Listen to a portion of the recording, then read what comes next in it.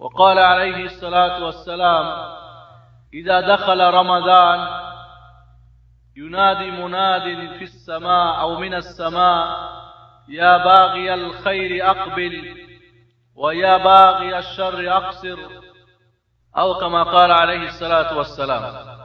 আর মাত্র কয়েকদিন পরে আমাদের কাছে আল্লাহ রাব্বুল আলামিনের এক বিশেষ মেহমান, আল্লাহ রাব্বুল আলামিনের এক অর্শ রমজানুল করিম আমাদের কাছে আগমন করতেছে। মহান রব্বুল আলামিনের এই মেহমানকে স্বাগতম জানাবের জন্যে, সাদরে গ্রহণ করার জন্যে আমাদের প্রয়োজন রয়েছে প্রস্তুতি গ্রহণ করার। মানসিকভাবে, শারীরিকভাবে, অর্থনৈতিকভাবে, সামাজিকভাবে সর্ব দিক থেকে আমাদের এই মেহমানকে স্বাগতম জানাবের জন্যে, আদর আপ্যায়ন করার জন্যে আমাদের প্রস্তুতি গ্রহণের প্রয়োজন রয়েছে। সাহাবায়ে কিরাম রাদিয়াল্লাহু তাআলা আনহুম এই রমজানকে পাওয়ার জন্যে 6 মাস আগে থেকে কাঁদতেন, আল্লাহ এই রমজান যেন আমার ভাগ্যে অবশ্যই এই বছরে জুটে। এই মেহমানকে পাওয়ার পরে, এর হক আদায় করার পরেই যেন আমার দুনিয়া থেকে বিদায় হয়, তার আগে যেন না হয়। আবার এই রমজানকে বিদায় দিয়েও আবার 6 মাস কাঁদতেন। এটা স্বাভাবিক। আপনারা যখন মা বাবা, আত্মীয় স্বজন, ছেলে মেয়ে, স্ত্রী, পরিবার পরিজনকে ছেড়ে সৌদি আরব চলে আসছেন, তখন কাঁদে নাই সবাই? কাঁদছে না? কাঁদে নাই? স্বাভাবিক। প্রিয়জনকে বিদায় দিয়ে কাঁদে, এটা মানবীয় দুর্বলতার মধ্যে কোনো সন্দেহ নেই। আল্লাহর নবী আলাইহিস সালাতু ওয়াস সালাম যখন মক্কা হিজরত করে মদিনা অভিমুখে যাচ্ছিলেন, তখনও মক্কাকে লক্ষ্য করে বলেছিলেন, মক্কা তোমাকে আমি ভালোবাসি, কিন্তু তোমার সন্তানরা, তোমার অধিবাসীরা আমাকে এই মক্কা ত্যাগ করতে বাধ্য করেছে। তাহলে ভালোবাসার প্রিয়জনকে বিদায় দিতে সবার চোখে পানি আসে, এটা স্বাভাবিক। আর রমজানের চাইতে প্রিয় আর কি হতে পারে মুমিনের জন্য? তো সাহাবায়ে কিরাম রাদিয়াল্লাহু তাআলা আনহুম রমজানকে পাওয়ার জন্য যেমন 6 মাস কাঁদতেন, বিদায় দিয়েও 6 মাস কাঁদতেন। আর আমরা তো মাত্র আর কয়েকদিন পরেই, তাহলে খুব আগে ভাগে আমাদের আজকের আলোচনা নয়, বরং অত্যন্ত দেরি করে আলোচনা শুরু হয়েছে। এই জন্যে আমাদের প্রয়োজন রয়েছে মানসিকভাবে, শারীরিকভাবে, অর্থনৈতিকভাবে, সামাজিকভাবে, শিক্ষা দীক্ষার দিক থেকে এই রমজানকে গ্রহণ করার জন্য মানসিকভাবে আমাদের আগ্রহ থাকতে হবে। পৃথিবীতে এটা নিয়মই রয়েছে। যদি মনে করেন এই দেশের সরকার বা বাদশাহ যদি বাংলাদেশে যাওয়ার আশা পোষণ করেন, খবর দেয় যে হ্যাঁ আমি অমুক মাসে বাংলাদেশ সফর করব, বাংলাদেশ সরকার বাহাদুর কি করবেন? এয়ারপোর্ট থেকে নিয়ে ওনার মেহমানখানা পর্যন্ত যতদিন থাকবেন তার থাকা, খাওয়া ইত্যাদি সব কিছুর জন্য একটা স্পেশাল প্রস্তুতি গ্রহণ করবেন, ঠিক না? নিঃসন্দেহে। আমি ঢাকায় পড়তাম সেই সময়, সম্ভবত 85 কি 86, আমার খেয়াল নাই। নারী এলিজাবেথ বাংলাদেশে আসবেন বা আসবে প্রেসিডেন্ট এরশাদের সময়। ঢাকা শহর এমন পরিষ্কার হলো, আমার মনে হয় এর আগেও কখন হয়েছে কিনা আমাদের জানা মতো নেই। এমনকি রাস্তাঘাট থেকে ফকির মিসকিনগুলিকে দূর করে দেওয়া হলো, শুধু একজন মেহমানকে গ্রহণ করার জন্য। এটা মেহমান মানুষের, একজন মানুষ, কিন্তু রমজান মেহমান কার? আল্লাহ রাব্বুল আলামিনের। এই জন্য বন্ধুগণ, আমি আপনাদেরকে এটুক শুধু আজকের আলোচনা, আমি একটু অসুস্থ, জানি না আপনাদের কতক্ষণ পর্যন্ত আলোচনা রাখতে পারবো। এই মেহমানকে, রমজানকে গ্রহণ করার জন্য আমাদের মানসিকভাবে আগ্রহ থাকতে হবে, প্রস্তুতি থাকতে হবে, শারীরিকভাবে প্রস্তুতি থাকতে হবে, অর্থনৈতিকভাবে প্রস্তুতি থাকতে হবে, ভালো খাওয়া দাওয়ার জন্য, দান দক্ষিণার জন্য, সামাজিকভাবে এই রমজানকে গ্রহণ করার জন্য যত বাধা রয়েছে এগুলির উপযুক্ত ব্যবস্থা গ্রহণ করতে হবে। টেলিভিশনে তালা বন্ধ করতে হবে, বাজে প্রোগ্রাম দেখা বন্ধ করতে হবে। যারা এই রমজান মাসে পবিত্রতা অক্ষুণ্ণ বা এই পবিত্রকে বিনষ্ট করে তাদেরকে শক্ত হাতে বাধা দিতে হবে, তাদেরকে হাত ধরে হেদায়েতের পথে নিয়ে আসার চেষ্টা করতে হবে। এইভাবে রমজানের মাসলা মাসের শিক্ষার দিক থেকেও প্রস্তুতি গ্রহণ করতে হবে। বন্ধুগণ, একটা কথাই শুধু আপনাদের বলতে চাই, রমজান একটি আল্লাহ রাব্বুল আলামিনের পক্ষ থেকে একটা ওয়ার্কশপ। এই ওয়ার্কশপে আপনার গাড়িটাকে একটু ঝালাই করতে হবে, আপনার গাড়িটা ঝালাই করে নিতে হবে। এই যে আপনার গাড়িটাকে আপনি রং ইউজ করে এটাকে সঠিক ব্যবহার না করে, এটা তো তৈরি হয়েছে কি জন্যে? ওমা খালাকতুল জিন্না ওয়াল ইনসা ইল্লা লিয়াবুদুন। মানুষ এবং জিনকে আল্লাহ রাব্বুল আলামিন বলেন আমি আমার ইবাদতের জন্য সৃষ্টি করেছি। তাহলে আমার নাক, আমার কান, আমার চোখ, আমার পা, আমার পেট, আমার বিবেক, আমার বুদ্ধি, আমার সব কিছুই কার ইবাদত করবে? না শয়তানের, না দুনিয়া, না রিয়ালের, ডলারের, টাকার, না। বান্দা কার? আমি আল্লাহ। কিন্তু আমার চোখ কিন্তু আল্লাহর ইবাদত করে না, কান করে না, নাক করে না, মুখ করে না, পেট করে না, হাত পা করে না, বিবেক বুদ্ধি করে না, বরং হয়তো শয়তানের বন্দেগী করে, আর না হয় রিয়াল ডলারের করে, আর না হয় দুনিয়ার করে। ঠিক না বেঠিক? তাহলে বুঝতে হবে এই গাড়িটার কি হয়েছে? রং ইউজ হয়েছে। এটার ব্যবহার যেই ক্যাটালগ দিয়েছেন আল্লাহ রাব্বুল আলামিন, এটা বানিয়েছেন কে? মেড বাই আল্লাহ। এটা জাপানের প্রোডাকশন নয়, এটা আমেরিকা ফ্রান্সের নয়, এটা বানিয়েছেন কে?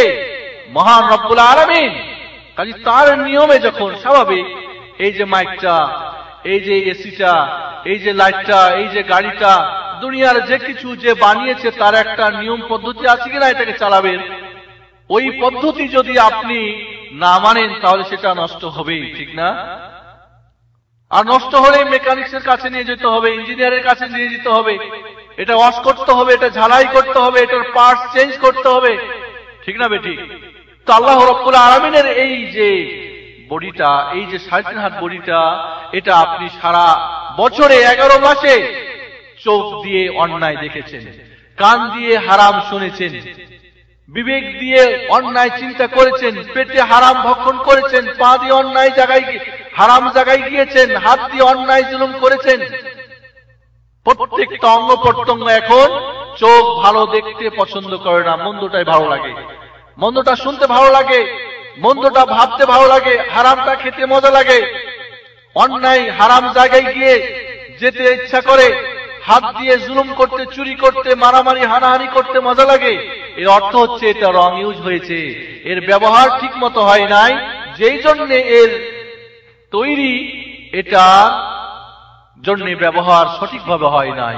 এই জন্য রমজান মাস আল্লাহ রাব্বুল আলামিনের পক্ষ থেকে আপনার এই অঙ্গ প্রত্যঙ্গকে, আপনার চোখকে, নাককে, হাতকে, পাকে, পেটকে, বিবেককে, চিন্তা সব কিছুকে এই আল্লাহর ওয়ার্কশপে 1 মাসে ঝালাই করে এই গাড়িটাকে আল্লাহ যেই জন্য বানিয়েছেন আল্লাহর ইবাদত করার জন্য, সেই প্রস্তুতি বা এটাকে নতুন করে উজ্জীবন করার জন্য, নতুন করে এটাকে আবার ঝালাই করার জন্য, ওয়াশ করার জন্য রমজান মুবারক। এর ইঞ্জিনিয়ারকে আপনি নিজেই যেমন আপনি ওয়াশ করবেন তেমনই হবে। এটা ফাঁকি ফুকি না, অন্যের গাড়ি নয়। স্বাভাবিক অন্যের কাজ হলে একটু ফাঁকি ফুকি দিতে চাই যাদের ঈমান দুর্বল, ঠিক না ঠিক? কোন মতে হলেই হয়, ফাঁকি ফুকি দিয়ে টাকা নিলে হয়। কিন্তু নিজের ব্যাপারে যদি কেউ ফাঁকি দেয়, এর চেয়ে তাহাম্মুক আর কেউ আছে দুনিয়ায়? কি বলেন? তাহলে আপনি নিজেই এই মহানদেশ, নিজে আপনার ওয়ার্কশপের মালিক। এই আল্লাহর ওয়ার্কশপে আপনার গাড়িটাকে আপনি নিজে ঝালাই করেন, চোখটাকে, হাতটাকে, পাটাকে, নাকটাকে, মাথাটাকে, বিবেকটাকে, পেট, পা, হাত সবকিছুকে ঝালাই করেন নিজেরটাকে। তাহলে আপনি ফাঁকি যদি দেন, বিরাট ফাঁকি দেওয়া হবে। আর ওর চাইতে বড় আহম্মক আর কেউ নাই যে নিজের কাজে যে ফাঁকি দেয়। কি বলেন? কোম্পানির যদি কাজ হয়, দোকান হয়, যেভাবেই চলে চলুক, কিন্তু নিজের হলে এটুক তো বুঝি আমরা কখনোই ফাঁকি দেওয়ার কেউ চেষ্টা করে না। 8 ঘন্টার জায়গায় 12 ঘন্টা ডিউটি করতে শরীর ব্যথা হয় না, ঠিক না? ঠিক। এই জন্য বন্ধুগণ, আল্লাহ রাব্বুল আলামিনের পক্ষ থেকে এই মহা এক সুযোগ আমাদের জন্য। আসুন রমজানে যদি আমাদের এই শরীরটাকে আমরা ঝাড়াই করে নিতে পারি, এটাকে পবিত্র করে নিতে পারি, এটার সমস্যা দূর করতে পারি, তাহলে দেখবেন রমজানের পরে আপনার সব কিছু আল্লাহর ইবাদত করতে অভ্যস্ত হয়ে যাবে। বা দুনিয়ার বা টাকা পয়সার বা শয়তানের ইবাদত আর করবে না। বন্ধুগণ, আল্লাহ নবী বলেন রাগিবা আনফু সুম্মা রাগিবা আনফু সুম্মা রাগিবা আনফু। আল্লাহ নবী বললেন ওই ব্যক্তির নাক ধূলিসাৎ হয়ে যাক, ওই ব্যক্তি হালাক হয়ে যাক, ওই ব্যক্তি ধ্বংস হয়ে যাক। সাহাবা একরাম বললেন মান হয় ইয়া রাসূলুল্লাহ, ওই ব্যক্তিটা কে যার জন্য আপনি বদদোয়া করছেন? আল্লাহ নবী বললেন মান আদারাকা রমাদান ওয়ালাম ইয়াদখুলিল জান্নাহ, যে ব্যক্তি রমজান পেল এরপরও জান্নাতি হতে পারল না। তাহলে রমজান কিসের মাস? জান্নাত পাওয়ার মাস। এই জন্য জাহান্নামের দরজা বন্ধ করা হয়, জান্নাতের দরজা খুলে দেওয়া হয়, রহমতের দরজা খুলে দেওয়া হয়। এই মাসে আল্লাহ রাব্বুল আলামিন কি করেন? জান্নাতকে সাজান এবং বলতে থাকে আমার বান্দাদের সময় শেষ হলে তোমার এখানে এসে প্রবেশ করবে। এই মাসটা হচ্ছে রহমতের মাস, দয়ার মাস, মাগফিরাতের মাস, ক্ষমার মাস। এই মাসে জাহান্নাম থেকে পরিত্রাণ পাওয়ার মাস।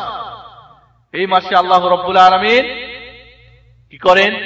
শয়তানকে শৃঙ্খলিত করেন। এই জন্য দেখা যায় এই মাসে সুদখোর, ঘুষখোর, যারা মিথ্যা বলে, গীবত করে, চুরি করে, ডাকাতি করে, ফিল্ম দেখে, হারাম খায়, সবাই এই মাসে কি হয়? ভালো হতে চায়, চাই না? এই জন্য এই মাস আপনার জন্য এক বিরাট সুযোগ। আসুন এই জন্য এই মাসে যদি আপনি সুযোগ গ্রহণ করতে পারেন তাহলে আপনার জীবনটা ধন্য হবে, জান্নাতি হতে পারবেন। আল্লাহর নবীর বদদোয়া নিয়ে এই রমজানকে যেন কেউ বিদায় আমরা না দিয়ে পারি, তাহলেই হবে আমাদের রমজান আমাদের জন্য সার্থক। মানুষ ভুল করবে না, করবে না? বাবা আদম ভুল করেছেন, আমাদেরও ভুল হবে, এটাই স্বাভাবিক না অস্বাভাবিক? কিন্তু ভুলের উপরেই থাকলে চলবে না।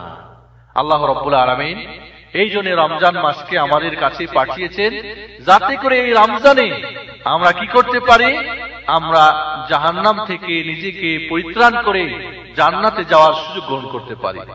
এই জন্য বন্ধুগণ, আসুন 11 মাস আমরা হয়তো ভুলেছিলাম, শয়তানের অসাই ছিলাম, কুমন্ত্রণায় ছিলাম, দুনিয়ার পিছনে ছুটেছি, রিয়ালের পিছনে ছুটেছি, টাকার পিছনে ছুটেছি, গাড়ি নারী বাড়ির পিছনে ছুটেছি, দুনিয়ার সুখ শান্তি পাওয়ার জন্য চেষ্টা করেছি। প্রকৃত শান্তিকে ভুলে গিয়ে আমরা অশান্তির দিকে পা বাড়িয়ে দাও দাও করে চলছি। আল্লাহ বলেন ওমান আরাদা আন যিকরি ফাইন্না লাহু মাঈশাতান যানকা ওয়া নাহশুরুহু ইয়াওমাল কিয়ামাতি আমা ক্বালা রাব্বি লিমা হাশারতানি আমা وقد كنت بصيرا قال كذلك أتتك آياتنا فنسيتها وكذلك اليوم تنسى। আল্লাহ রাব্বুল আলামিন বলেন যে আমাকে ভুলে যাবে, আমার কথা মতো চলবে না, আমার নিয়মে চলবে না, আমার বানানো এই শরীরটাকে এর শান্তির জন্য, এর সুখের জন্য যে আমার পথে অন্য পথে চলবে, তার জীবনটাকে দুঃখের জীবন করে দেব। ওর জীবনে শান্তি আমি কেড়ে নেব।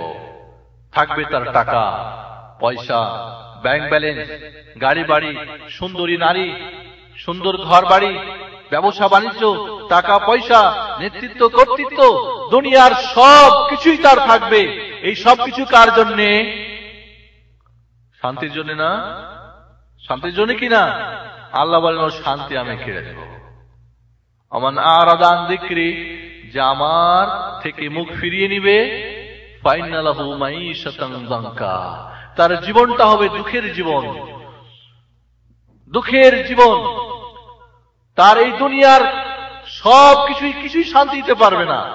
এই জন্য আপনারা দেখবেন যে এক রিক্সা চালকের ঘরে যে শান্তি আছে, বড় লোকের ঘরে হয়তো শান্তি নেই। কারণ সে আল্লাহর পথ ছেড়ে দিয়ে দুনিয়ার শয়তানের পথে, দুনিয়ার মানুষের বাড়ানো পথে সে পা এগিয়েছে। এই জন্য বন্ধুগণ, এই রমজানে যদি আমরা প্রকৃত শান্তি পেতে চাই, আসুন ফিরে আসি আল্লাহর পথে, তওবা করি, আল্লাহর কাছে তওবা করি, আল্লাহকে বলি, আল্লাহ আমার 11 মাসে অন্যায় করেছি, জুলুম করেছি, অন্যায় পথে চলেছি, জাহান্নামের পথে চলেছি, তোমাকে ছেড়ে, তোমার কোরআন ছেড়ে, তোমার নবীর পথ ছেড়ে শান্তি পেতে চেয়েছি, কিন্তু কেউ আমাকে শান্তি দিতে পারে নাই। শান্তির মালিক তুমি, আমাকে ক্ষমা করো, দয়া করো, মাফ করো, আমারে তুমি শান্তি দাও। সত্যি আল্লাহ রাব্বুল আলামিন আপনাকে শান্তি দিবে। বিশেষ করে যারা বেনামাজি, এদের জন্য, যারা সুদখোর, ঘুষখোর, যারা মদ পাই, যারা বিড়ি খায়, সিগারেট খায়, চুরি করে, ডাকাতি করে, হানাহানি করে, মারামারি করে, জুলুম করে, অন্যায় করে, মিথ্যা বলে, গীবত করে, রাহাজানি করে, এই পৃথিবীতে যাদের কারণে আল্লাহর এই দুনিয়ায় শান্তি, এক তো আল্লাহ শান্তি উঠিয়ে নিয়েছে, এদের অন্তর থেকে আর এই অশান্তি, মানুষগুলি আরো অশান্তির আগুনে দাও দাও করে এরা জ্বলতেছে এবং অন্যকে জ্বালাচ্ছে। কি বলেন? একাই মরবো না, মরলে 10 জনকে নিয়ে মরবো। একাই অশান্তি ভোগ করবো না, বরং আরো 10 জনের ঘরে অশান্তি জ্বালাবো। এই জন্য বন্ধুগণ, রমজানে যদি আমরা ফিরে আসতে পারি আল্লাহর পথে তওবা করে। ইব্রাহিম বিন আদহাম এক রাজার ছেলে ছিলেন, 3য় শতাব্দীর মানুষ, এক বিরাট রাজার ছেলে। শিকারি করে বেড়াতো, আনন্দ ফুর্তি করে বেড়াতো, আল্লাহর পথ ছেড়ে দিয়ে দুনিয়ার পথ ধরে শান্তি পেতে চেয়েছিল। একদিন শিকারে গিয়েছে, শিকারি পেয়ে শিকারির পিছনে ছুটতেছে, পিছন থেকে ডাক আসছে, এই ইব্রাহিম বিন আদহাম, তোমাকে এই জন্য তো আমি সৃষ্টি করি নাই। পিছন দিকে চেয়ে দেখে, ডানে বামে, সামনে পিছনে, কিরে কেউ তো নাই। ভাবলো শয়তান বুঝি ধোঁকা দিচ্ছে আমাকে। আবার সামনে ওই শিকারির পিছনে ছুটতেছে, আবার পিছন থেকে ডাক আসতেছে, কি ব্যাপার? আবার ভাবে চিন্তে মনে করলো শয়তান আমাদের ফাঁকি দিচ্ছে। আবার সামনে একবার, দুইবার, 3বার, চিন্তা করলো না, বুঝি এটা আমার, আমি এটা অন্যায় করছি, আমি এই জন্য সৃষ্টি নই, কিসের জন্য আমি সৃষ্টি? ফিরে আসলেন বাড়িতে, কোন একজন আলেমের মুহাদ্দিসের কাছে গিয়ে বললেন, এই খবর, এর ব্যাপারটা কি, কি জন্য আমি সৃষ্টি হয়েছি তাও তো আমি নিজে জানি না। নাউযুবিল্লাহ, আমরা অনেকেই জানি না আমরা কি জন্য আল্লাহ আমাকে সৃষ্টি করেছেন, জানি না অনেকেই। আল্লাহ রাব্বুল আলামিন বলছেন, ওমা খালাকতুল জিন্না ওয়াল ইনসা ইল্লা লিয়াবুদুন, আমার ইবাদত করার জন্য আমি বান্দা, মানুষ এবং জিনকে সৃষ্টি করেছি, আল্লাহ বলেন। ইব্রাহিম বিন আদহাম তওবা করে আল্লাহর পথে এবার ফিরে আসলেন এবং পরবর্তীতে একজন বড় মুহাদ্দিস হয়েছিলেন এবং দুনিয়া ত্যাগী, আখিরাত অভিমুখী ছিলেন। এই ইব্রাহিম বিন আদহামের কাছে একজন যুবক এসে, যেই যুবক তার জীবনে যত প্রকার অন্যায়, যত প্রকার মদ খাওয়া বলেন, জিনা করা বলেন, ব্যভিচার, জুলুম, অত্যাচার, অন্যায়, চুরি, ডাকাতি, জীবনের সব পথ দেখেছে আরাম পাওয়ার জন্য, আনন্দ পাওয়ার জন্য, শান্তি পাওয়ার জন্য। ইব্রাহিম বিন আদহাম অত্যন্ত ইবাদত গুজারি মানুষ ছিলেন, আমল আখলাকে মানুষ ছিলেন, দুনিয়া অভিমুখী, আখিরাত অভিমুখী মানুষ ছিলেন, দুনিয়া ত্যাগী মানুষ ছিলেন। রাজার সন্তান হয়ে দুনিয়ার সব কিছুকে ছেড়ে আল্লাহর পথ ধরেছিলেন, ফিরে এসেছিলেন আল্লাহর পথে। ওই যুবক ছুটে গেলেন বা ছুটে গেল ওই ইব্রাহিম বিন আদহামের কাছে। আল্লামা মাকদিসি রাহমাতুল্লাহ আলাইহি কিতাবুত তাওয়াবিনের মধ্যে এই ঘটনাটা উল্লেখ করেছেন। গিয়ে বললেন, হে ইব্রাহিম বিন আদহাম, আমাকে এমন কিছু ওসিয়ত করেন, এমন কিছু ওয়াজ করেন, যাতে করে আমি যে অন্যায় পথে ডুবে আছি, আল্লাহর নাফরমানিতে ডুবে আছি, শান্তি থেকে সম্পূর্ণ আমার জীবন, শান্তির ধারা আমি পাই নাই, যার জন্য ছুটেছি, আমার কিছু ওসিয়ত করেন যাতে করে আমি আল্লাহর পথে ফিরে আসতে পারি। ইব্রাহিম বিন আদহাম বললেন, 5টি কাজের কথা তোমাকে বলবো, যদি করতে পারো তাহলে তুমি এরপরেও যে কোনো পাপ করতে পারো, তাতে কোনো যায় আসে না, আর এরপরে যে কোনো আমল করো না কেন, ইনশাআল্লাহ তুমি জান্নাতে যাবে। বলে এটাই আমার দরকার। বললেন, তুমি যখন পাপের কাজ করবে তখন তুমি আল্লাহর রিজিক ভক্ষণ করতে পারবে না। আল্লাহর রুজি রুটি খেয়ে, আল্লাহর দেওয়া রিজিক খেয়ে তুমি আল্লাহর পাপ করবে, আল্লাহর সঙ্গে বেয়াদবি করবে, আল্লাহর সঙ্গে জুলুম করবে, আল্লাহর নাফরমানি করবে, তা চলবে না। হে ইব্রাহিম বিন আদম, পৃথিবীতে কি আল্লাহর রিজিক ছাড়া কোন রিজিক আছে যেটা খেয়ে আমি বাঁচবো? তো বললেন যদি তাই হয় তাহলে আল্লাহর রিজিক খেয়ে তুমি নাফরমানি করতে পারবে না। এটা তো 1 নম্বর হলো। 2 নম্বরটা কি? ইব্রাহিম বিন আদম বললেন 2 নম্বরটা হলো যে তুমি আল্লাহর জমিনের উপরে থেকে তুমি আল্লাহর নাফরমানি করতে পারবে না। বলে এটা তো আরো কঠিন আগেরটা চাইতে। না খেয়ে তো 1 ঘন্টা থাকা যায়, 5 ঘন্টা থাকা যায়, কিন্তু আল্লাহর জমিন ছাড়া আমি কোথায় যাব? ইয়া মাশারাল জিন্নি ওয়াল ইনস ইন ইসতাতাতুম আন তানফুযু মিন আকতারিস সামাওয়াতি ওয়াল আরদ ফানফুযু লা তানফুযুনা ইল্লা বিসুলতান। হে জিন ও ইনসান, আল্লাহর রাজত্ব বাইরে চলে যাওয়ার যদি তোমাদের ক্ষমতা থাকে চলে যাও, কিন্তু যাওয়ার কোনো উপায় নেই। যেখানেই যাবে সেখানেই কার জমিন? আল্লাহর। কার আসমান? আল্লাহর। এটা তো আরো কঠিন। যদি তাই হয় আল্লাহর রুজি খেয়ে আল্লাহর জমিনের উপরে তাহলে পাপ করতে পারবে না। 2 নম্বর তো হলো। 3 নম্বরটা কি? ইব্রাহিম বিন আদম বললেন 3 নম্বরটা হলো তুমি যখন পাপ করবে এমন এক জায়গায় পাপটা করবে যেন তোমাকে আল্লাহ না রাখে। এটা তো আরো কঠিন। এটা তো আরো কঠিন। এমনকি কোথাও আছে যেখানে লুকিয়ে করলে আল্লাহ রাব্বুল আলামিন দেখবেন না? যিনি ইন্নাহু আলিমুম বিযাতিস সুদূর, যিনি অন্তর্যামী, যিনি প্রকাশ্য অপ্রকাশ্য সব কিছুর মালিক, তাকে তো ফাঁকি দেওয়ার মতো এমন কোন জায়গা নেই। তাহলে তাই যদি হয় আল্লাহর রিজিক খেয়ে আল্লাহর জমিনে আল্লাহর যেহেতু ফাঁকি দিতে পারবে না, তাহলে অন্যায় করার চেষ্টা করবে না। এই তো 3 নম্বর হলো। 4 নম্বরটা কি? 4 নম্বর হলো যখন তোমার মালাকুল মাউত ফেরেশতা এসে যাবে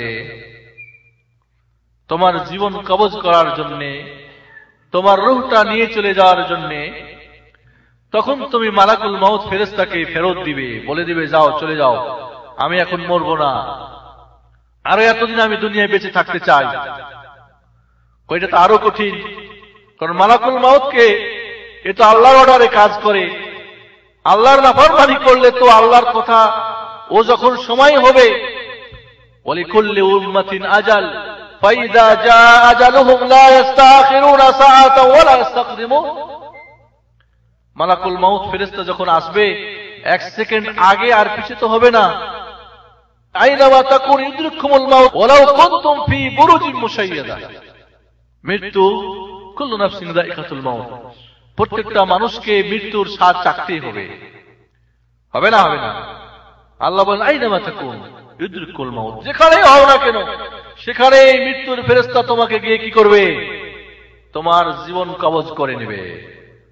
ওয়ালাউ কুনতুম ফি বুরুজিন মুশাইয়াদা, আল্লাহ বলেন কোন জায়গায় যে যদি তোমরা কি হও, লোহার সিন্দুক বানাই যদি ওর মধ্যে ঢুকে যাও, ঠিক আছে, বাইরে থেকে অক্সিজেন সেট করে দেন, কোন যদি ওখানে বিন্দু পরিমাণের ফাঁক না থাকে, ওখানেও মালাকুল মউত ফেরেশতা কি করবে? গিয়ে জীবনটা বের করে নেবে। এটা তো আরো কঠিন। তাকে বাধা দেওয়ার মতো আমার কিছুই নেই। তাহলে যার রিজিক খাও, যার জমিনে তুমি বসবাস করো, যাকে ফাঁকি দিতে পারো না, যার চোখকে ফাঁকি দিতে পারো না, যার মৃত্যুর ফেরেশতাকে তুমি ফিরে দিতে পারো না, তাহলে নাফরমানি করো না।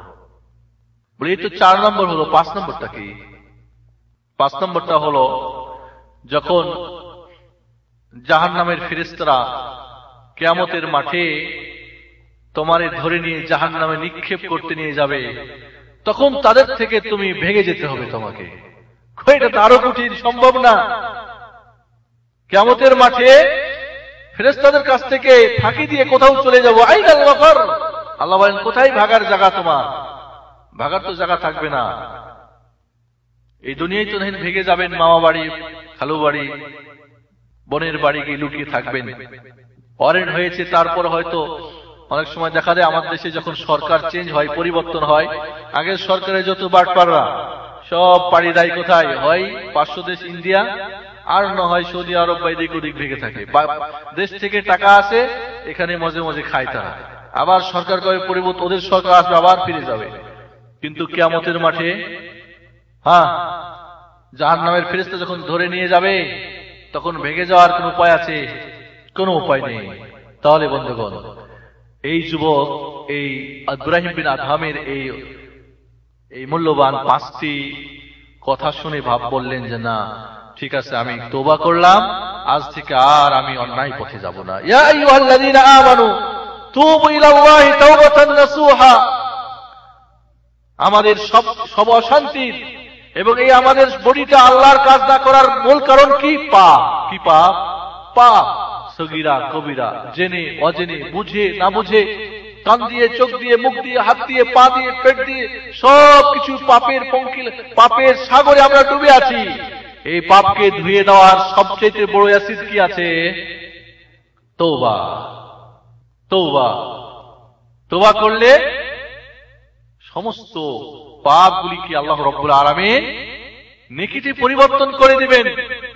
ইল্লা মান তাবা ওয়া আমানা ওয়া আমিলা আমালান সালিহা ফাউলাইকা ইউবাদদিলুল্লাহু সাইয়্যাতিহিম হাসানাত ওয়া কানা আল্লাহু গফুরার রহিমা। যারা তওবা করবে, ঈমান আনবে, সৎ আমল শুরু করবে, আল্লাহর এই বড়িটা, আল্লাহর এই গাড়িটাকে আল্লাহর কাজে লাগাবে, তখন আল্লাহ আপনার পাপগুলি কি করবেন? নেকিতে পরিবর্তন করে দেবেন। সুবহানাল্লাহ। আল্লাহর নবী, তিনি সকল নবী রাসূলদের সরদার, আল্লাহর সমস্ত মাখলুকাতের মধ্যে তিনি সর্বশ্রেষ্ঠ। তিনি কি বলেন? ইয়া আইয়ুহান নাস তুবু ইলাল্লাহ ওয়াস্তাগফিরু। হে মানুষ সমাজ, তোমরা আল্লাহর কাছে ফিরে আসো। তোমরা মানে ফিরে আসো আল্লাহর কাছে। ওই জন্য আজকে আমাদের বিষয়বস্তু দিয়েছিলাম আল্লাহর পথে ফিরে আসো, আল্লাহর পথে ফিরে আসো। আল্লাহ নবী বলেন, ওই মানুষ সমাজ, আল্লাহর পথে ফিরে আসো, আস্তাগফিরু, তার কাছে ক্ষমা চাও। ফাইন্নী আতুবু ইলাল্লাহ আস্তাগফিরু ফিল ইয়াউমি 100 মাররা। রাওয়াহু মুসলিম। আমি দৈনিক আল্লাহর কাছে 100 বার তওবা করি এবং 100 বার ক্ষমা চাই। সুবহানাল্লাহ। যার আগের পরের সমস্ত গুনাহ মাফ, গুফিরা লাহু মা তাকাদ্দাম মিন যামবি ওয়া মা তাআখার। যার জীবনের আগের পরের সমস্ত গুনাহ মাফ, যিনি মাসুম নিষ্পাপ ছিলেন, তিনি 100 বার দৈনিক। সাহাবী বলেন যে আল্লাহর নবী কোন মজলিসে বসলে 100 বার আস্তাগফিরুল্লাহ বলতেন। আমরা সারা দিনেও, সারা বছরেও তওবা করতে পারি নাই, ক্ষমা চাইতে পারি নাই। ওই ভুলে যাওয়া আল্লাহর আযাবের কথা ভুলে গিয়েছেন। তওবা করুন এই রমজান মাসে, আল্লাহর কাছে ক্ষমা চান। আল্লাহ রাব্বুল আলামিন, আল্লাহর নবী বলেন, মুসলিম শরীফের হাদিস, আল্লাহ ইয়াবসিতু ইয়াদা লিয়াতুবা, ইয়াবসিতু ইয়াদা, আল্লাহু ইয়াবসিতু ইয়াদা ফিল লাইল লিয়াতুবা মুসিউন নাহার ওয়া ইয়াবসিতু ইয়াদাহু ফিন নাহার লিয়াতুবা মুসিউল লাইল। আল্লাহ রাব্বুল আলামিন হাত্তা তাতলু আশ-শামসু মিন মাগরিবিহা। আল্লাহ নবী বলেন, এটাও মুসলিম শরীফের হাদিস, আল্লাহ রাব্বুল আলামিন সকালবেলা হাত বাড়ায় দেন। যারা রাত্রিবেলা হাত প্রসারিত করে দেন, যারা দিনের বেলা অন্যায় করেছে, তো পাপ করেছে, এদেরকে ডাকে, আসো তোমরা ক্ষমা চাও। এইভাবে আল্লাহ রাত্রিবেলা হাত প্রসারিত করে বান্দার দিকে ডাকে, যারা দিনের বেলা অন্যায় করেছে তাদের ক্ষমা চাওয়ার জন্য। সূর্য পশ্চিম দিকে ওঠার আগ পর্যন্ত এইভাবে আল্লাহ আমাদেরকে ডাকতেই থাকেন প্রতিদিন। আল্লাহ রাব্বুল আলামিন প্রতিদিন সপ্ত আকাশের আশাদিন থেকে শেষ আসমানে এসে ডাকতে থাকেন, মাই আসআলুনি ফাউতিয়ালা, কে আছো আমার কাছে চাইবা, কার কি প্রয়োজন চাও, আমি সব কিছু দিই, তার চাওয়া পাওয়া পূরণ করে দিব। ওমাই আস্তাগফিরুনি ফাগফিরুলা, কে আমার কাছে ক্ষমা চায় তাকে ক্ষমা করে দিব। এই রমজান মাস ক্ষমার মাস। আল্লাহ ডাকতে থাকেন দৈনিক, বান্দাকে ডাকে। যদি মার সঙ্গে উল্টা পাল্টা করেন তো 2-4 দিন রাগ করে ক্ষমা করতে চায় না, ঠিক না? বউ যদি অন্যায় করে, স্বামী কয় যাও, হাত পা ধরে, না তোমারে ক্ষমা করবো না। কেউ তালাকের ভয় দেখায়। আমাদের দেশের কিছু মানুষ আছে তালাকটা বাহাদুরি মনে করে। তালাক দেওয়া বাহাদুরি নয়, এটা লাস্ট চিকিৎসা। যদি একান্তই দুজনের না চলে যাই হোক, আল্লাহ রাব্বুল আলামিন কারণ তার রাহমাতের দয়ার 100 ভাগে 1 ভাগ সমস্ত মাখলুকাতের মধ্যে বন্টন করে দিয়েছেন, যার ফলে একটা মুরগি চিল দেখলে চি করে ওঠে, বাচ্চা যেন চিলে না ধরে। একটা গাভীর বাচ্চা হলে ছোটাছুটি করে, কেউ যেন তার বাচ্চা না ধরতে পারে। প্রতিটি জীব তার একে অপরের প্রতি দয়া মায়া করে। আল্লাহ রাব্বুল আলামিন 99টি দয়ার ভাগ নিজের জন্য রেখে দিয়েছেন, বান্দার উপরে দয়া করেন। সুবহানাল্লাহ। আল্লাহ চাই না আমার বান্দা পাপ করে জাহান্নামে যাক, এই জন্য তওবার দরজা কি আপনার গড়গড়া ছোট কিয়ামত আসা পর্যন্ত দরজা খুলে রাখছে, এবং বড় কিয়ামত সূর্য পশ্চিম দিকে উদিত হওয়া পর্যন্ত দরজা খোলা রয়েছে। এই জন্য বন্ধুগণ, আমাদের তওবা করতে হবে, ফিরে আসতে হবে। আসুন, এই রমজান মাস আল্লাহর পথে ফিরে আসার মাস। আমি দুনিয়ার বান্দা হয়েছিলাম, আমি টাকা পয়সার বান্দা হয়েছিলাম, নফসের বান্দা হয়েছিলাম, জাহান্নাম পর্যন্ত পৌঁছেছি। তওবা করুন, কারণ তওবা করলে আগের সমস্ত পাপ আল্লাহ রাব্বুল আলামিন শুধু ক্ষমাই করে দিবেন না, সমস্ত পাপগুলি নেকিতে পরিবর্তন করে দিবেন। সুবহানাল্লাহ। এটাই হলো 99 দয়ার মালিক যিনি, তার কথা। আল্লাহু আকবার। এই জন্য বন্ধুগণ, আসুন আমি বলবো যে আল্লাহর পথে ফিরে আসার জন্য আমাদের প্রয়োজন কি? প্রথমত তওবা করা। এই জন্য এখানে একটা মাসলা বলে রাখি, যারা বেনামাজি যদি 11 মাস রোজা নামাজ না পড়ে, রমজান মাস আসলে অনেকেই নামাজ পড়ে না নামাজ পড়ে, রোজাও রাখে, রমজান শেষ, সব শেষ, তাহলে এদের রোজাও হবে না, রমজানের নামাজও হবে না। এরা যদি উমরা করে, উমরাও হবে না, কিচ্ছু হবে না। কারণ বেনামাজি কাফের। বেনামাজি কি? বেঈমান, মুশরিক। তার জন্য সুযোগ তওবা করে। কিন্তু যদি তওবা করে নাই, আর তওবার জন্য শর্ত হলো প্রথমত পাপের কাজ ত্যাগ করতে হবে। পাপের কাজ ত্যাগ করতে হবে। এটা দুই ভাবে হতে পারে, পাপ করা পাপের কাজ, আর আল্লাহর অর্ডার না পালন করাও পাপের কাজ, ঠিক কিনা? নামাজ পড়ে না, এটা পাপ। চুরি করে, এটাও পাপ। তাহলে চুরি ছাড়তে হবে, নামাজ পড়তে হবে। তাহলে করণীয়টা করতে হবে, আর বর্জনীটা বর্জন করতে হবে। তওবার 1 নম্বর শর্ত। পাপ করবেন আর বলবেন আল্লাহ তওবা তওবা মাফি ফাইল, পাপের কাজ ছাড়তে হবে। 2 নম্বরের শর্ত, অনুতপ্ত হতে হবে, অনুসূচিত হতে হবে, লজ্জিত হতে হবে। আমি এত বড়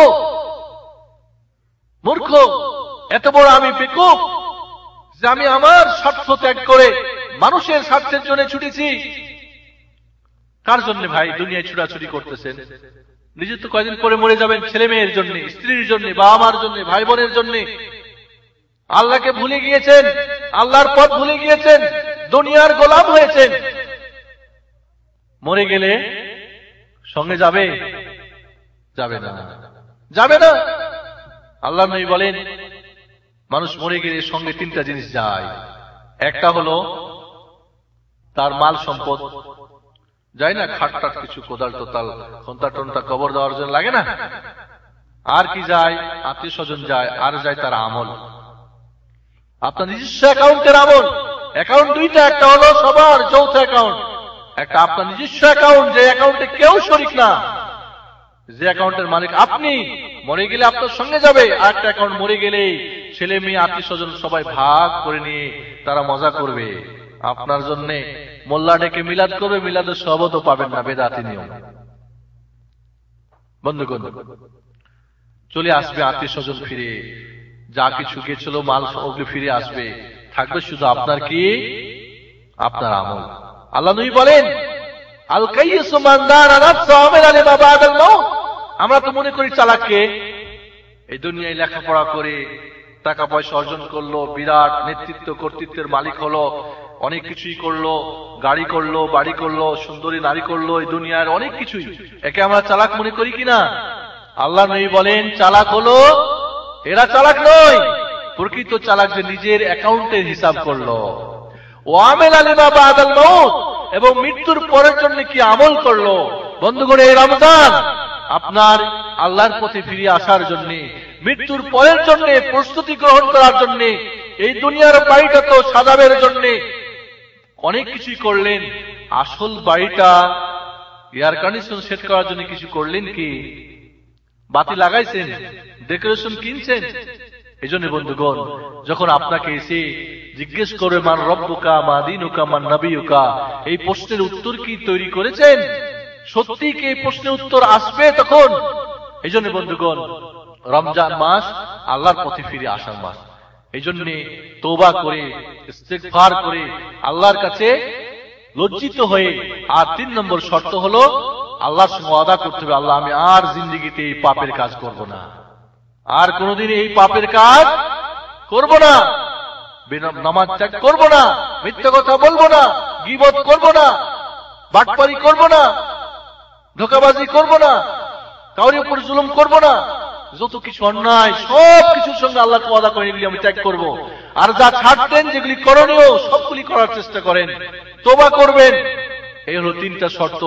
আর যদি মানুষের হক হয় তাহলে তার টাকা পয়সা হলে ফেরত দিতে হবে, যদি তার সঙ্গে অন্যায় করে থাকেন মাফ চেয়ে নিতে হবে, মোট কথা তার সঙ্গে ফয়সালা করে নিতে হবে, কারণ মানুষের হক আল্লাহ রাব্বুল আলামিন ক্ষমা করবেন না। এই জন্য বন্ধুগণ, আসুন এই রমজান মাস আল্লাহর পথে ফিরে আসার মাস। কয়দিন বাঁচবেন? মরে গেলে সঙ্গে কি যাবে? কিছুই যাবে না। কিয়ামতের মাঠে আপনার প্রিয়তমা স্ত্রী, আপনার ছেলে মেয়ে, আপনার বাবা মা, ইয়াওমা ইয়াফিরুল মারউ মিন আখিহি ওয়া উম্মিহি ওয়া আবিহি ওয়া সাহিবাতিহি ওয়া বানিহি, আপনার ভাই ভেগে যাবে, মা ভেগে যাবে, বাবা ভেগে যাবে, স্ত্রী ভেগে যাবে, সন্তান ভেগে যাবে। কেউ আপনাকে এক জাররা নেকি দিয়ে কি করবে না, সাহায্য করবে না। তাহলে তাদের জন্য ব্যস্ত হয়ে যৌথ অ্যাকাউন্টে অনেক জমালেন, নিজস্ব অ্যাকাউন্ট খালি। আসল রমজান মাসে এবার নিজের অ্যাকাউন্ট জমা করার জন্য কি করবেন? প্রথমতই কি রমজান মাসের সিয়াম, এই রোজা। বন্ধুগণ, রোজা মানে কি? বিরত থাকা। অর্থাৎ আমি সবসময় বলি, মূলত পেট অর্থাৎ খানা পিনা এবং সহবাস থেকে বিরত থাকা, এটাই হলো মূলত রোজার সংজ্ঞা বলেছে ফকিরা। কিন্তু এর অর্থ, কারণ এই দিকে সবচেয়ে বড় চাহিদা আপনার জীবনে, আপনার জীবনে সবচেয়ে বড় চাহিদা পেটের চাহিদা, যার ফলে আজকে আমরা চলে এসেছি সৌদি আরবে। সবাই কি ছেড়ে 1 বছর 2 বছর 5 বছর 10 বছর কষ্ট করতেছি এই পেটের চাহিদা পূরণ করার জন্য, যার শুরু হয় মায়ের পেট থেকে, শেষ হয় মৃত্যুর আগে শরবত খেয়ে। আর একটা চাহিদা হলো কি? যৌন চাহিদা, যেটা যৌবনে পদার্পণ করলে একজন নারী পুরুষের প্রয়োজন হয়, একটা সময় শেষ হয়ে যায়। এই দুটা চাহিদার জন্য মানুষ দুনিয়ায় ছুটাছুটি করতেছে, ব্যাকুল হয়ে পাগল হয়ে, হালাল হারাম অন্যায় জুলুম করে পথ ধরেছে। এই দুইটা বড় চাহিদা, হালাল না হারাম পূরণ করা? হালাল। এই হালালটাকে 12-13 ঘন্টা হারাম করে রাখতে হবে, সুবে সাদেক থেকে সূর্য ডোবা পর্যন্ত। মূলত এই দুইটা জিনিসকে কন্ট্রোল করা সিয়ামের অর্থ। এর মানে হচ্ছে, যদি আপনি হালালটাকে হারাম করে রাখতে পারেন, তাহলে যদি অরিজিনালি হারাম, যেটা আসলেই হারাম, সেটাকে হারাম রাখতে পারবেন না? পারবেন না। এটাই উদ্দেশ্য। বড়টা পারলে ছোটটা পারবে। এই জন্য বন্ধুগণ, এই জন্য যারা রোজাদার রোজা রাখবে, এদের জন্য পুরস্কার কি? এই রোজা কিয়ামতের মাঠে আল্লাহর কাছে সুপারিশ করবে, সুপারিশ করে আপনাকে জান্নাতে নিয়ে যাবে। এই রোজাদারের মুখের গন্ধ আল্লাহর কাছে মিসক আম্বরের চাইতে প্রিয়। এই রোজাদার সম্পর্কে আল্লাহ বলেন, কুল্লু আমাল ইবনে আদম আলাহ আল হাসানাতু বিআশরি আমসালিহা ইলা 700 দিব। ইয়াকুলুল্লাহ আযজা ওয়া জাল ইল্লা আস-সাওম ফাইন্নাহু লি ওয়া আনা আজজি বি তারাকা শাহওয়াতা তারাকা তাআমা ওয়া শারাবা ওয়া শাহওয়াতা মিন আজলি। আল্লাহ নবী বলেন যে বনি আদম কোন আমল করলে 1 থেকে 10 নেকি হয়, 10 থেকে 700 পর্যন্ত। আল্লাহ তাআলা বলেন যে রোজা ব্যতিরেকে এই সিয়াম, এটা আমি নিজে হাতে, আল্লাহ বলেন আমি কি এর সওয়াব দিব, এটা আমলনামাতে লেখা হবে না। কিয়ামতের মাঠে আল্লাহ রাব্বুল আলামিন যাকে যেমন চাইবেন তেমন দিয়ে দিবেন। কারণ রোজা রেখেছে কার জন্য? আল্লাহর জন্য। কেউ যদি খানা পিনা খায়, সহবাস করে, আল্লাহ ছাড়া আর কেউ দেখতে পাবে না। নামাজ পড়লে তো 5 জন দেখে, রোজা রাখলে তো 5 জন দেখে, হজ করলে তো 5 জন দেখে, কি বলে নামাজ পড়লে তো জামাতে দেখে মানুষ, হজ করলে তো অনেকেই দেখে, যাকাত দিলে তো যে দেয় যে নেয় সেই দেখে। কিন্তু রোজা এমন একটা ইবাদত যেটা আল্লাহ ছাড়া আর কেউ দেখতে পায় না। এই জন্য আল্লাহ এর প্রতিদান দিবে। বন্ধুগণ, এই জন্য এই সিয়াম যেন আমাদের কিয়ামতের মাঠে সুপারিশকারী হয়। আল্লাহ রাব্বুল আলামিন ভিআইপি গেট দিয়ে ডাকবেন কিয়ামতের মাঠে, আইনা সাইমুন, কোথায় রোজাদাররা? আইনা সাইমুন, কোথায় রোজাদার যারা আমার জন্য রোজা রেখেছিল? আল্লাহর নিজের স্পেশাল সেই সওয়াব নিয়ে দাঁড়িয়ে থাকবেন, ডাকবেন, রায়্যান, দরজা খুলে দেওয়া হবে। জান্নাতের কয়টা দরজা হবে? 8টা, ঠিক না? 8টা দরজা হবে। এর একটা দরজা হবে বাবুর রায়্যান, রোজাদারদের জন্য ভিআইপি গেট। আল্লাহ নিজে রিসিপশন করবেন, নিজে স্বাগতম জানাবেন। আপনি যদি আল্লাহর মেহমান এই রমজানকে সঠিকভাবে স্বাগতম জানাতে পারেন, আদর আপ্যায়ন করতে পারেন, কিয়ামতের মাঠে আল্লাহ আপনাকে ডাকবেন, ওই রোজাদার কে আছো এসে যাও, বাবুর রায়্যান দিয়ে প্রবেশ করো। আল্লাহ ডেকে ডেকে প্রবেশ করে, যখনই রোজাদাররা প্রবেশ শেষ, দরজা বন্ধ করে দেওয়া হবে, আর কাউকে ওখান দিয়ে ঢুকতে দেওয়া হবে না। সুবহানাল্লাহিল আযীম। বন্ধুগণ, চান না আল্লাহর মেহমান হতে, আল্লাহর স্পেশাল ওই গেট দিয়ে প্রবেশ করতে? এই জন্য এই রমজান মাসে আপনার ঈমানকে নবায়ন করার জন্য, এই সবুরের মাসে, তাকওয়ার মাসে, কোরআন নাজিলের মাসে, এই জন্য বেশি করতে রোজা রাখতে হবে। 2 নম্বরে কি, এই রমজান মাস কোরআন নাজিলের মাস, কোরআন পড়তে হবে বেশি বেশি করে, বেশি বেশি করে কোরআন তেলাওয়াত করতে হবে। আজকে আমরা কোরআন পড়ি না, কোরআন বুঝি না, কোরআন কোন আমল করি না, কোরআনের সঙ্গে আমাদের সম্পর্ক নেই। আল্লাহ নবী বলেন, ইকরাউল কোরআন ফাইন্নাহু ইয়াতি ইয়াউমাল কিয়ামাতি শাফিআন লিআসহাবিহি, তোমরা কোরআন তেলাওয়াত করো। কোরআন কিয়ামতের মাঠে যে কোরআন তেলাওয়াত করবে তার জন্য রাত্রির ঘুম হারাম করি আমি কোরআন তেলাওয়াত করিয়েছি। বলে কি বলতে চাও? বলে আমার সুপারিশ আছে, একে জান্নাত দিতে হলে যাও নিয়ে যাও। সুবহানাল্লাহ। আর যদি এই কোরআন না পড়েন, কোরআন না বুঝেন, কোরআনের আমল না করেন, আমি বলি কোরআনের এই আমানত, এটা মহাগ্রন্থ আমানত। ইন্না আরাদনাল আমানাতা আলাস সামাওয়াতি ওয়াল আরদি ওয়াল জিবাল ফাআবাইনা ইয়াহমিলনাহু ওয়া আশফাকনা মিনহু ওয়া হামালাহাল ইনসান। এই কোরআন মহাগ্রন্থ আল্লাহর পক্ষ থেকে আমানত। এই আমানত রক্ষা করার জন্য কয়টা কাজ করতে হবে? 4টা।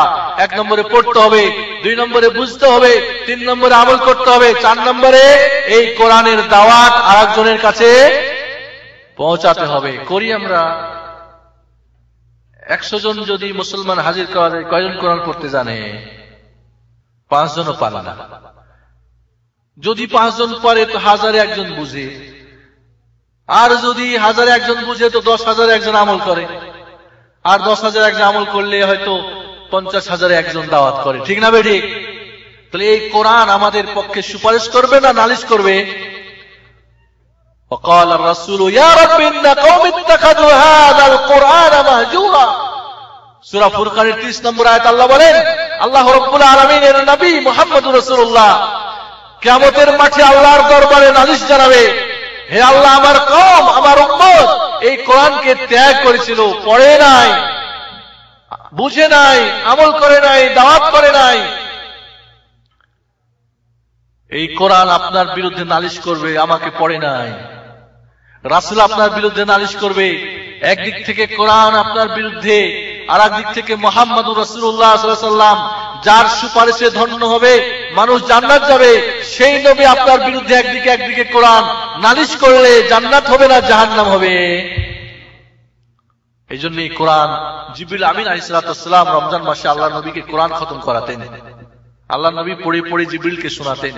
এখান থেকে মহাত উলামারা বলেছেন, রমজান মাসে কোরআন খতম করা, হযরত উসমান রাদিয়াল্লাহু তাআলা আনহু কোরআন 60 বার খতম দিতেন। ইমাম বুখারী, ইমাম শাফি এরা 60 বার করে কোরআন খতম দিতেন। ইমাম যোহরী, ইমাম সাউরী 3 দিনে প্রথম দশকে প্রতি 7 দিনে 1 খতম, এরপরে 3 দিনে খতম, শেষ দশকে গিয়ে প্রতিদিন একটা করে খতম। যে হাদিসে আছে 3 দিনের আগে বা 3 দিনের কমে খতম দেওয়া নিষেধ রয়েছে। আল্লামা ইবনে রাজব রাহমাতুল্লাহ আলাইহি বলেন যে এটা রমজান ব্যতিরিকে, কারণ রমজান বিশেষ একটা সময়, এটা কোরআন নাজিলের মাস। শাহরু রমাদান আল্লাযী উনজিলা ফীহিল কুরআন হুদাল লিন-নাস ওয়া বায়িনাতিন মিনাল হুদা ওয়াল ফুরকান। এটা হেদায়েতের মাস, এটা কোরআনের মাস। অনেকে আছে সৌদি আরবে এসে কোরআন পড়া ভুলেই গেছে, অনেকে তো জানি না। আর বিশেষ করে আমি এখানে দেখি যে যারা টুকিটাকি দেশে লেখাপড়া করছে কিছু মাদ্রাসায়, এখানে এরা দুনিয়ার পিছিয়ে আরো বেশি ছুটে। এদেরকে ইসলামিক সেন্টার আসতে বললে বলে যে এখানে তো শিকার জন্য আসি না, এখানে দুনিয়া অর্জন করার জন্য আসি। নাউজুবিল্লাহ। এই কোরআন আপনার বিরুদ্ধে সুপারিশ না করে নালিশ করবে, মুহাম্মদুর রাসূলুল্লাহ আপনার বিরুদ্ধে নালিশ করবে। ওয়াকাল আর-রাসূল ইয়া রাব্বি ইন্না কওমি ইত্তাখাযু হাযাল কুরআন মাহজুরা। আজ কোরআন মাহজুর, পরিত্যক্ত। কোরআনকে আমরা ছেড়েছি। কোরআন আজ লাইব্রেরিতে আছে, কোরআন মসজিদে আছে, তাকে আছে, আলমারিতে আছে, কোরআন আমরা পড়ি না। বন্ধুগণ, এই কোরআন বেশি করে রমজান মাসে পড়েন। 3 নম্বরে এই রমজান মাসে তারাবির নামাজ, কিয়াম বা তাহাজ্জুদ যাকে বলেন, তারাবি কিয়াম তাহাজ্জুদ একই জিনিস, এটা পড়েন। আল্লাহর নবী আলাইহিস সালাতু ওয়াস সালাম 11 রাকাতের বেশি পড়েন নাই। মা আয়েশা রাদিয়াল্লাহু তাআলা বলেন, বুখারী মুসলিমের হাদিস, মা কানা ইয়াজিদু ফি রমাদান ওয়ালা গায়রিহি আলা 11 রাকআ। মা আয়েশা বলেন, তাকে জিজ্ঞেস করা হলো, হে উম্মুল মুমিনিন আয়েশা রাদিয়াল্লাহু আনহা, আল্লাহর নবীর রাত্রির নামাজ সম্পর্কে আমাদেরকে অবহিত করুন। বললেন, আল্লাহর নবী রমজানে, এই রমজানের নামাজ সম্পর্কে আল্লাহ নবী বললেন, মা আয়েশা বললেন, রমজান এবং রমজানের বাইরে কখনোই 11 রাকাতের বেশি নামাজ পড়েন নাই। এটা বুখারী মুসলিমের হাদিস। বুখারী শরীফের হাদিস। আব্দুল্লাহ ইবনে আব্বাস বলেন যে আল্লাহ রাসূলের রাতের নামাজ 4 রাকাত ছিল। এইজন্য আল্লাহর নবী 11 বা 13 ঊর্ধ্বে বেশিরভাগ পড়েছেন 11 রাকাত, হয়তো মাঝে মধ্যে পড়েছেন 13 রাকাত, যেটা আব্দুল্লাহ ইবনে আব্বাস, কারণ ঘরের কথা, মা আয়েশার ঘরে আল্লাহর নবী নামাজ পড়তেন, তিনিই ভালো জানেন। এটাই হলো রাসূলের রাত্রির তাহাজ্জুদ বা কিয়ামুল লাইল বা তারাবি যাই বলে, এটাই হলো নামাজ। আল্লাহর নবী 3 দিন জামাত করে পড়িয়েছেন, ভয়ের কারণে ফরজ হয়ে যেতে পারে, এইজন্য আর পড়েন নাই। পরবর্তীতে হযরত ওমর ফারুক রাদিয়াল্লাহু আনহুর যুগে উবাই ইবনে কাব এবং তামিমুদ দারি, এটা মুয়াত্তা মালিকের সহিহ হাদিস, সাহিব ইবনে ইয়াজিদের হাদিস, এখানেও হযরত ওমর ফারুক ওই 11 রাকাতেই নামাজ পড়া চালু করেছিলেন। এজন্য সহিহ যেটা হলো এবং আল্লাহর নবীর আমল হলো 11 বা 13, এটাই পড়তে হবে। 2 রাকাত করে পরে সালাম ফিরবেন, 3 রাকাত পরে বেতর পড়েন, বেতর 1 সালামে পড়েন বা 2 সালামে পড়েন, মধ্যখানে বৈঠক করে উল্টা তাকবীর দিবেন না। এই ধরনের পদ্ধতি, এই ধরনের নিষেধ রয়েছে। বন্ধুগণ, এই হলো তারাবির নামাজ বা তাহাজ্জুদ বা কিয়ামুল লাইলের নামাজ। এর অতিরিক্ত যদি পড়তে চান, এটা হলো সুন্নতে মুআক্কাদা। এর অতিরিক্ত পড়তে চান, কোনো অসুবিধা নেই, পড়েন। 23 পড়ছেন যারা, পড়েন। কেউ 29 পড়ে, কেউ 39 পড়ে, আরো পড়েন। সালাতুল লাইলি মাসনা মাসনা। আল্লাহ নবী বলেন, রাত্রির নামাজ 2 রাকাত 2 রাকাত। ফাইদা খিফতাস সুবহা, সকাল হয়ে যাওয়ার ভয় করলে 1 রাকাত বেতর পড়ে নাও, খালাস। তাহলে এইখানে আল্লাহ নবী নির্দিষ্ট করেন নাই। এখান থেকে মুহাদ্দিসিনরা বলছেন রাত্রির নামাজ অনির্দিষ্ট, তবে সুন্নতে মুআক্কাদা, রাসূলের যেটা আমল, হযরত ওমরের যেটা সহিহ হাদিসে প্রমাণিত, সেটা হলো 11 বা 11 রাকাতের নামাজ। অতিরিক্ত পড়তে চাইলে ঝগড়া নাই। তবে যদি ইমাম সাহেব বেশি পড়েন, আপনি মনে করেন 11 পড়তে চান, কিন্তু ইমাম সাহেব 20 পড়েন, তাহলে তার সঙ্গেই পড়তে থাকেন, এটাই উত্তম। কারণ আল্লাহ নবী বলেন, মান সাল্লামা আল ইমাম হাত্তা ইয়ানসারিফ কুতিবাত লাহু আও কুতিবা লাহু কিয়ামুল লাইলা। যে ইমামের সঙ্গে নামাজ পড়বে এবং ইমাম যখন শেষ করবে তার সঙ্গে শেষ করে বাড়ি যাবে, তাহলে তার সারা রাত্রির নামাজ পড়ার নেকি লিখে দেওয়া হবে। তাহলে যদি আপনি মধ্যখানে চলে যান, তাহলে আপনি নেকি থেকে, সারা রাত্রির কিয়াম থেকে মাহরুম হয়ে গেলেন। বুঝে আসছে?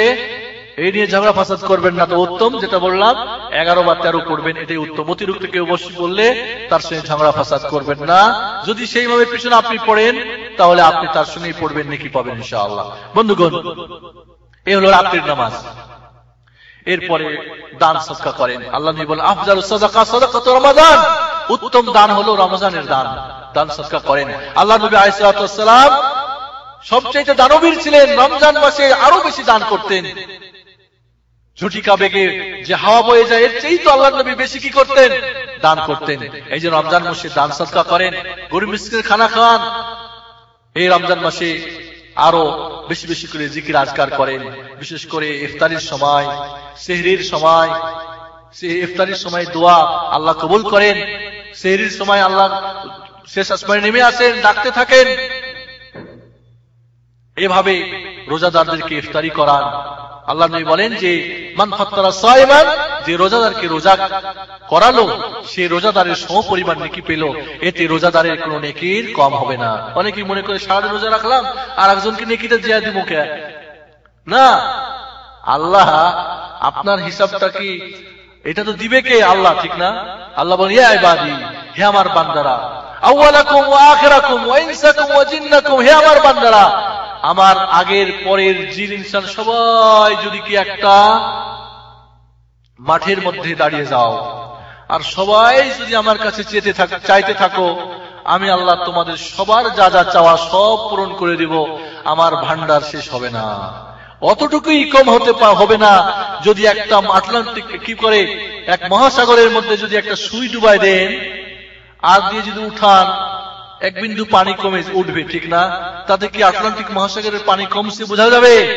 আল্লাহ বলেন হাদিসে কুরসিতে, সবাই যদি চাও, সবাই যদি সবার কিছু দিয়ে দিই, তাতে আমার এতটুকু কমবে না, ওই আটলান্টিক মহাসাগরের সুই ডুবাই যতটুকু কমবে। সুবহানাল্লাহ। এই জন্য আল্লাহর কাছে চাইতে থাকেন। এই রমজান মাসে, এই জন্য রমজান মাসে উমরা করেন। এই রমজান মাসে একটা উমরা করলে কি হবে? একটা হজের নেকি হবে। আল্লাহর নবী বিদায় হজ থেকে ফিরে এসে এক মহিলাকে দেখলেন, বললেন তুমি হজ করতে যাও না? বলেন না ইয়া রাসূলুল্লাহ, দুইটা ঘোড়া, দুইটা উট, একটা উটে আমার স্বামী আপনার সঙ্গে হজে গিয়েছিলেন, আর একটা উটের দায়িত্ব আমার, এর খানা পিনা, এই আর জমিনে পানি সেচ দেওয়া, এই দায়িত্বগুলি আমার ছিল, এই জন্য আপনার সঙ্গে যেতে পারি নাই হজ করতে। আল্লাহ নবী বললেন যখন রমজান আসবে তখন উমরা করে নিও। রমজান মাসের উমরা হজের সমান নাকি। অন্য বর্ণে আছে আমি নবীর সঙ্গে হজ করার সমান নাকি। সুবহানাল্লাহ। চিন্তা করেন বন্ধুগণ, আল্লাহর নবীর সঙ্গে যারা হয়, আজকাল আমরাও হজ উমরা করি না রমজান মাসে। ইসলামিক সেন্টারের পক্ষ থেকে রমজান মাসে 4টা তারিখ নির্দিষ্ট করা হয়েছে, সম্ভবত 9 তারিখ, 16 তারিখ আর 23 তারিখ আর 25 তারিখ গাড়ি যাবে। যারা যেতে চান এখান থেকে শাইখরা যাবে, তাদের সঙ্গে উমরা করার চেষ্টা করবেন ইনশাআল্লাহ। বন্ধুগণ, আমরাও তো উমরা করি। আর সাহাবায়ে কেরাম আল্লাহর নবী কি সঙ্গে কি করেছিলেন? হজ করেছিলেন। একটা হজ মানে কি? কবুল হজ, জান্নাতি হয়ে যাওয়া, নিষ্পাপ হয়ে যাওয়া। কতবারই তো উমরা করলেন, কিন্তু উল্টা পাল্টাই চললেন, তাহলে বুঝতে হবে উমরা হয় নাই। বন্ধুগণ, রমজান শেষে যদি আর আগে যদি একই হয়, তাহলে বুঝতে হবে রমজান কোনোই কাজ হয় নাই। এজন্য উমরা করার চেষ্টা করেন যতদূর সম্ভব হয়। যারা ছুটি পান, যাদের ব্যবস্থা আছে, সুবিধা আছে, উমরা একটা করার চেষ্টা করবেন অবশ্যই ইনশাআল্লাহ। আল্লাহর নবীর সঙ্গে হজ করার সময় নেকি, এবার একটা হজের নেকি, এর চেয়ে আর কি পেতে পারেন? এই রমজান মাসে লাইলাতুল কদর রয়েছে, একটা রাত্রি। লাইলাতুল কদর খায়রুম মিন আলফি শাহর, 1000 মাসের চাইতে, 83 বছর 4 মাসের চাইতে উত্তম। এই রাত্রি যে মাহরুম হয়ে গেল, আল্লাহ নবী বলেন সর্বকল্যাণ থেকে মাহরুম হয়ে গেল। শেষ দশকে, শেষ 10 বিজয় রাত্রি 21, 23, 25, 27, 29 যে কোনোটা একটা হতে পারে, কোন একটা নির্দিষ্ট করা ঠিক না। কারণ এক এক বছরে এক এক রাত্রি বিজয় রাত্রিতে হয়, বিজয় রাত্রিতে হয়, তবে এক এক বছরে এক এক রাত্রিতে হয়। এই জন্য চেষ্টা করবেন এই লাইলাতুল কদর পাওয়ার জন্য। এই রাত্রিতে এটাই হলো ভাগ্য রজনী। আমরা তো বোকা মুসলমান, কিছু মোল্লা প্যাট এবং পকেটের ব্যবসা করতে গিয়ে আমাদেরকে তো ভাগ্য রজনী বানাই দিল সবে বরাত, 15ই শাবান, ওখানে খুব করলাম, কিন্তু সব লাইলাতুল কদরে গিয়ে আমাদের খবর থাকে না। কারণ এই বেদাত, শবে বরাতের বেদাত, রমজানের লাইলাতুল কদরের এই সুন্নতকে আমাদের কি করেছে? মাহরুম করে দিয়েছে। এটাকে মলিন, এটা কি করেছে? হার বানিয়েছে। এই জন্য আল্লাহর নবী শেষ দশকে ইতিকাফ করতেন, পারলে ইতিকাফ করেন, নিজে কোমর বাঁধতেন, অর্থাৎ মজবুত হতেন, নিজে রাত্রি জাগতেন এবং পরিবার সবাইকে জাগাতেন, নিজে কি বলে ইতিকাফ করতেন। এজন্য বন্ধুগণ, ইতিকাফ করার চেষ্টা করেন। আসুন, আমি আর লম্বা করতে চাই না। আসলে আমি অসুস্থ ছিলাম, কিন্তু আপনাদের এই সুন্দর চেহারাগুলি দেখে আলোচনা করতে গিয়ে অনেক মনেই বলে ফেলেছি। আসলে আজকে আমার আলোচনা করার কথাই ছিল না, কারণ সারাদিনে যে অবস্থা আমার, তাতে জানি না, মনে করছিলাম আলোচনা করতে পারবো না। একটু আগে জমজম পানি খাচ্ছিলাম আর নিয়ত করতেছিলাম যেন আল্লাহ আজকের আলোচনাটা করতে পারি। আল্লাহ জমজমের পানি যেই নিয়তে খাওয়া হয়, ওই নিয়ত পূরণ হয়, আল্লাহ হয়তো পূরণ করছে ইনশাআল্লাহ। বন্ধুগণ, আসলে আল্লাহর পথে ফিরে আসুন। এই রমজানকে, এই রমজান আল্লাহর মেহমানকে আল্লাহর কাছে গিয়ে নালিশ করতে যেন সুযোগ না পাই, বরং সুপারিশ জন্য করে। এই রমজানের সিয়াম, এই রমজানের কিয়াম, রাত্রি নামাজ, কোরআন তেলাওয়াত, আমরা ইফতারি করাই, সিহরি খাই, আমরা উমরা করি, আমরা কোরআন তেলাওয়াত করি, আমরা লাইলাতুল কদর পাওয়ার চেষ্টা করি। আমরা আবারও ওই কথাটা আপনাদের বলবো যে আল্লাহর নবীর কথা আলাইহিস সালাতু ওয়াস সালাম, রাগিমা আনফু সুম্মা রাগিমা আনফু সুম্মা রাগিমা আনফু। কিলা ওমান হুয়া ইয়া রাসূলুল্লাহ, ক্বালা মান আদরাকা রমাদান ওয়ালাম ইয়াদখুলিল জান্নাহ। আল্লাহ নবী বললেন ওই ব্যক্তির নাক ধূলিসাৎ হয়ে যাক। 3 বার বললেন। সাহাবা একরাম জিজ্ঞেস করলেন ওই ব্যক্তি কে ইয়া রাসূলুল্লাহ? আল্লাহ নবী বললেন ওই ব্যক্তি হলো যে রমজান পেল এরপরও সে জান্নাতে প্রবেশ করতে পারল না। আমরা যেন হতভাগাই না থেকে যাই, নাক ধূলিসাৎ যেন না হয়ে যায়, ধ্বংসপ্রাপ্ত যেন না হই। রমজান যদি এবারের রমজান আমাদের সমস্ত, রমজান মানে পুড়িয়ে দেওয়া, আমাদের সমস্ত পাপগুলিকে পুড়িয়ে ছাই করে নিষ্পাপ হয়ে আল্লাহর ওয়ার্কশপে আমাদের গাড়িটাকে নতুন করে আমরা এটাকে জীবন ফিরাতে পারি। এই আল্লাহর গাড়িটাকে আল্লাহর ইবাদতের জন্য কাজে লাগাতে পারি, আল্লাহর নিয়মে চলতে পারি, শয়তানকে আমরা যেন ভাগাতে পারি, শয়তানের সঙ্গে যেন আমাদের সম্পর্ক ছিন্ন হয়, তওবা করে আমরা ফিরে আসতে পারি। আর সিয়াম মানে বিরত থাকা সর্বপ্রকার অন্যায়, অশ্লীল, হারাম, নোংরা, রাহাজানি, মারামারি, হানাহানি, জুলুম, অত্যাচার, সুদখোরি, ঘুষখোরি, যত কিছু বেবিচার, যত কিছু অন্যায় আছে সব অন্যায় থেকে যেন আমরা বিরত থাকতে পারি। তাহলে হবে এবার আমাদের রমজান সার্থক, এবারে রমজান আমাদের জন্য কল্যাণকর হবে। সত্যি সিয়াম আমাদেরকে সমস্ত অন্যায় থেকে বিরত রাখতে পারবে। আসুন আমাদের আবারও বলি, মানসিকভাবে, শারীরিকভাবে, অর্থনৈতিকভাবে, সামাজিকভাবে, শিক্ষা দীক্ষার মাসলা মাসাইল আলোচনা করার আজকে আমাদের সুযোগ নেই, সময় নেই। আপনারা আমাদের ক্যাসেট নিয়ে নেবেন, বই নিয়ে নেবেন, প্রয়োজনীয় মাসলা মাসাইল জানার জন্য টেলিফোনও করবেন। ইনশাআল্লাহ আপনাদের খিদমতে আমরা আছি। আল্লাহ রাব্বুল আলামিন আমাদেরকে যেন এই রমজান যেন আমাদের জীবনকে জান্নাতি বানিয়ে দেওয়ার জন্য রমজান করে দেন। আল্লাহর এই মেহমানকে যেন আমরা সঠিকভাবে গ্রহণ করতে পারি। এই সিয়াম যেন আমাদের জন্য কিয়ামতের মাঠে সুপারিশ করতে পারে। এই কোরআন যেন আমাদের এবারের কোরআন তেলাওয়াত যেন, বিশেষ করে যারা কোরআন পড়তে পারেন না তাদের জন্য সুযোগ, রমজান মাসে প্রতিদিন আমাদের তারাবির পরে কোরআন শিক্ষা দেওয়া হবে। যারা শিখতে চান চলে আসবেন ইসলামিক সেন্টারে, আমি আপনাদের শিক্ষা দেবো ইনশাআল্লাহ। চেষ্টা করব প্রতিদিন 30 দিন ইনশাআল্লাহ। দেখবেন যারা কোরআন পড়তে পারেন না, ইচ্ছা থাকলে কোরআন শিখে নেবেন ইনশাআল্লাহ, বা যারা শুদ্ধ পড়তে পারেন না সবার জন্য সুযোগ। আপনাদের উমরার জন্য ব্যবস্থা আছে, যোগাযোগ করবেন। আকুলু কাওলি হাযা আস্তাগফিরুল্লাহ ওয়া আতুবু ইলাইহি মুসলিম মুহাম্মদ ওয়া আলা আলিহি ওয়া সাহবিহি আজমাইন। আপনাদের কারো প্রশ্ন থাকলে প্রশ্ন করতে পারেন। আমার এক ভাই প্রশ্ন করছেন যে আমাদের দেশে ইমামরা উল্টা তাকবীর দিয়ে বেতর নামাজ পড়েন। আসলে আমাদের দেশে বেতর নামাজটা যেভাবে পড়া হয় পুরোটাই সুন্নাহ বিরোধী, রাসূলের সুন্নতের পরিপন্থী, পুরো নিয়মটাই। প্রথমত বেতর মানে বেজোড়, এটা 1 রাকাত হতে পারে। হাদিসে 1 রাকাতেরও কথা আছে, 3 আছে, 5 আছে, 7 আছে, 9 আছে, 11 আছে, 13 রাকাতেরও জয়ীফ হাদিস আছে। আমার দেশের আলেমরা 3 রাকাত বেতর ছাড়া অন্য কোনো বেতর মানেন না। এটা একটা হাদিসের পরিপন্থী ফতোয়া। 2 নম্বরে বেতরের নামাজের পদ্ধতিতেও উল্টাপাল্টা। আল্লাহর নবী আলাইহিস সালাতু ওয়াস সালাম বলেন লা তুতিরু বিসালাত, 3 রাকাত বেতর পড়ো না। আউতিরু বি5 আও বি7 আউতিরু 5 আও 7, 3 রাকাত বেতর পড়ো না, বরং তোমরা 5 রাকাত বেতর পড়ো, 7 রাকাত বেতর পড়ো। অন্য হাদিসে আল্লাহর নবী বলেন তোমরা মাগরিবের মতো করে বেতর পড়ো না, মাগরিবের সাদৃশ্য বেতর পড়ো না। তাহলে আমরা যেভাবে বেতর পড়ি মাগরিবের মতো করে পড়ি, 2 রাকাত পড়ে বৈঠক করি, আবার উঠে 1 রাকাত পড়ি, এটাই তো মাগরিবের মতো হলো, ঠিক না বেটি? আল্লাহর নবী 3 রাকাত বেতর পড়েছেন, অন্য হাদিসে 3 রাকাত বেতর পড়ার সমর্থ আছে, প্রমাণও আছে। তাহলে যেই নবী 3 রাকাত বেতর পড়তে নিষেধ করলেন, যে নবী আলাইহিস সালাতু ওয়াস সালাম মাগরিবের মতো করে বেতর পড়তে নিষেধ করলেন, ওই নবী 3 রাকাতের বেতরের পদ্ধতিটা কি দিয়েছেন সেটাই কি আমাদের জন্য প্রযোজ্য না? কি আস্তে করে বলেন কেন? ঠিক না বেটি? আল্লাহর নবী আলাইহিস সালাতু ওয়াস সালাম এই বেতর 2 ভাবে পড়ার আমাদেরকে পদ্ধতি দিয়েছেন। একটা হলো 2 রাকাত পড়ে সালাম ফিরাই দিবেন, এরপরে আর 1 রাকাত পড়বেন 2 সালামে, 3 রাকাত 2 সালামে, শাফাআন ওয়া বিতরান। 2 রাকাত পড়ে সালাম ফিরাই দিবেন, আর 1 রাকাত পড়বেন। ঝামেলা হলো নিয়ত। আমাদের দেশের হুজুরা তো নিয়ত পড়া মুখস্থ করাইছে না, নিয়তের কোনো ঝামেলা নাই। নিয়ত মানে সংকল্প, এটা দিলের কাজ। 3 রাকাত বেতর পড়ার নিয়তে 2 রাকাতের কি করবেন, তাকবীরে তাহরিমা বাঁধবেন, সালাম ফিরে দিয়ে আবার 1 রাকাতের। এর জন্য তো মুখে কিছু পড়ার দরকার নাই। আরে বাপ, 3 রাকাত বেতর 2 ভাবে, এই যে ভাবে পড়ার তো নিয়ত বই কিতাবে নাই, করুন কি এখন? বিরাট ঝামেলা। ঝামেলা তো আপনার মুল্লাজি বানাই রাখছে, আল্লাহ আল্লাহ রাসূল তো ঝামেলা করে রাখে নাই।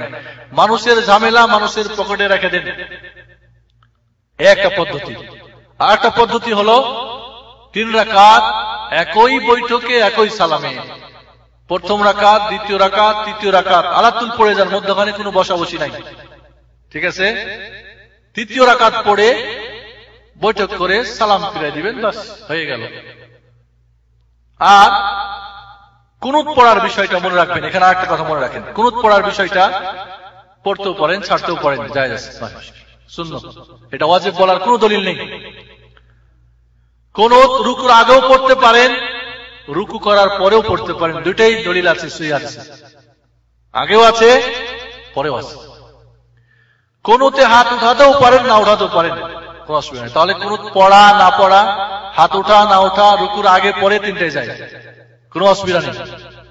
এখন আসি আমরা যেভাবে বেতর পড়ি, আসলে তো আমরা পড়ি মাগরিবের মতো হয়ে যায়, ঠিক না বেঠিক? মাগরিবের মতো যখন হয়ে গেছে, তখন আমাদের হানাফি মাযহাবে এর দুইটা, এখান থেকে বাঁচবের জন্য 2টা জিনিস বাড়াই দেওয়া হয়েছে। কি করা হয়েছে? 2টা জিনিস বাড়াই দেওয়া হয়েছে বাঁচবের জন্য। বাড়াইছে কে? মুফতি সাহেব, আল্লাহর নবী না।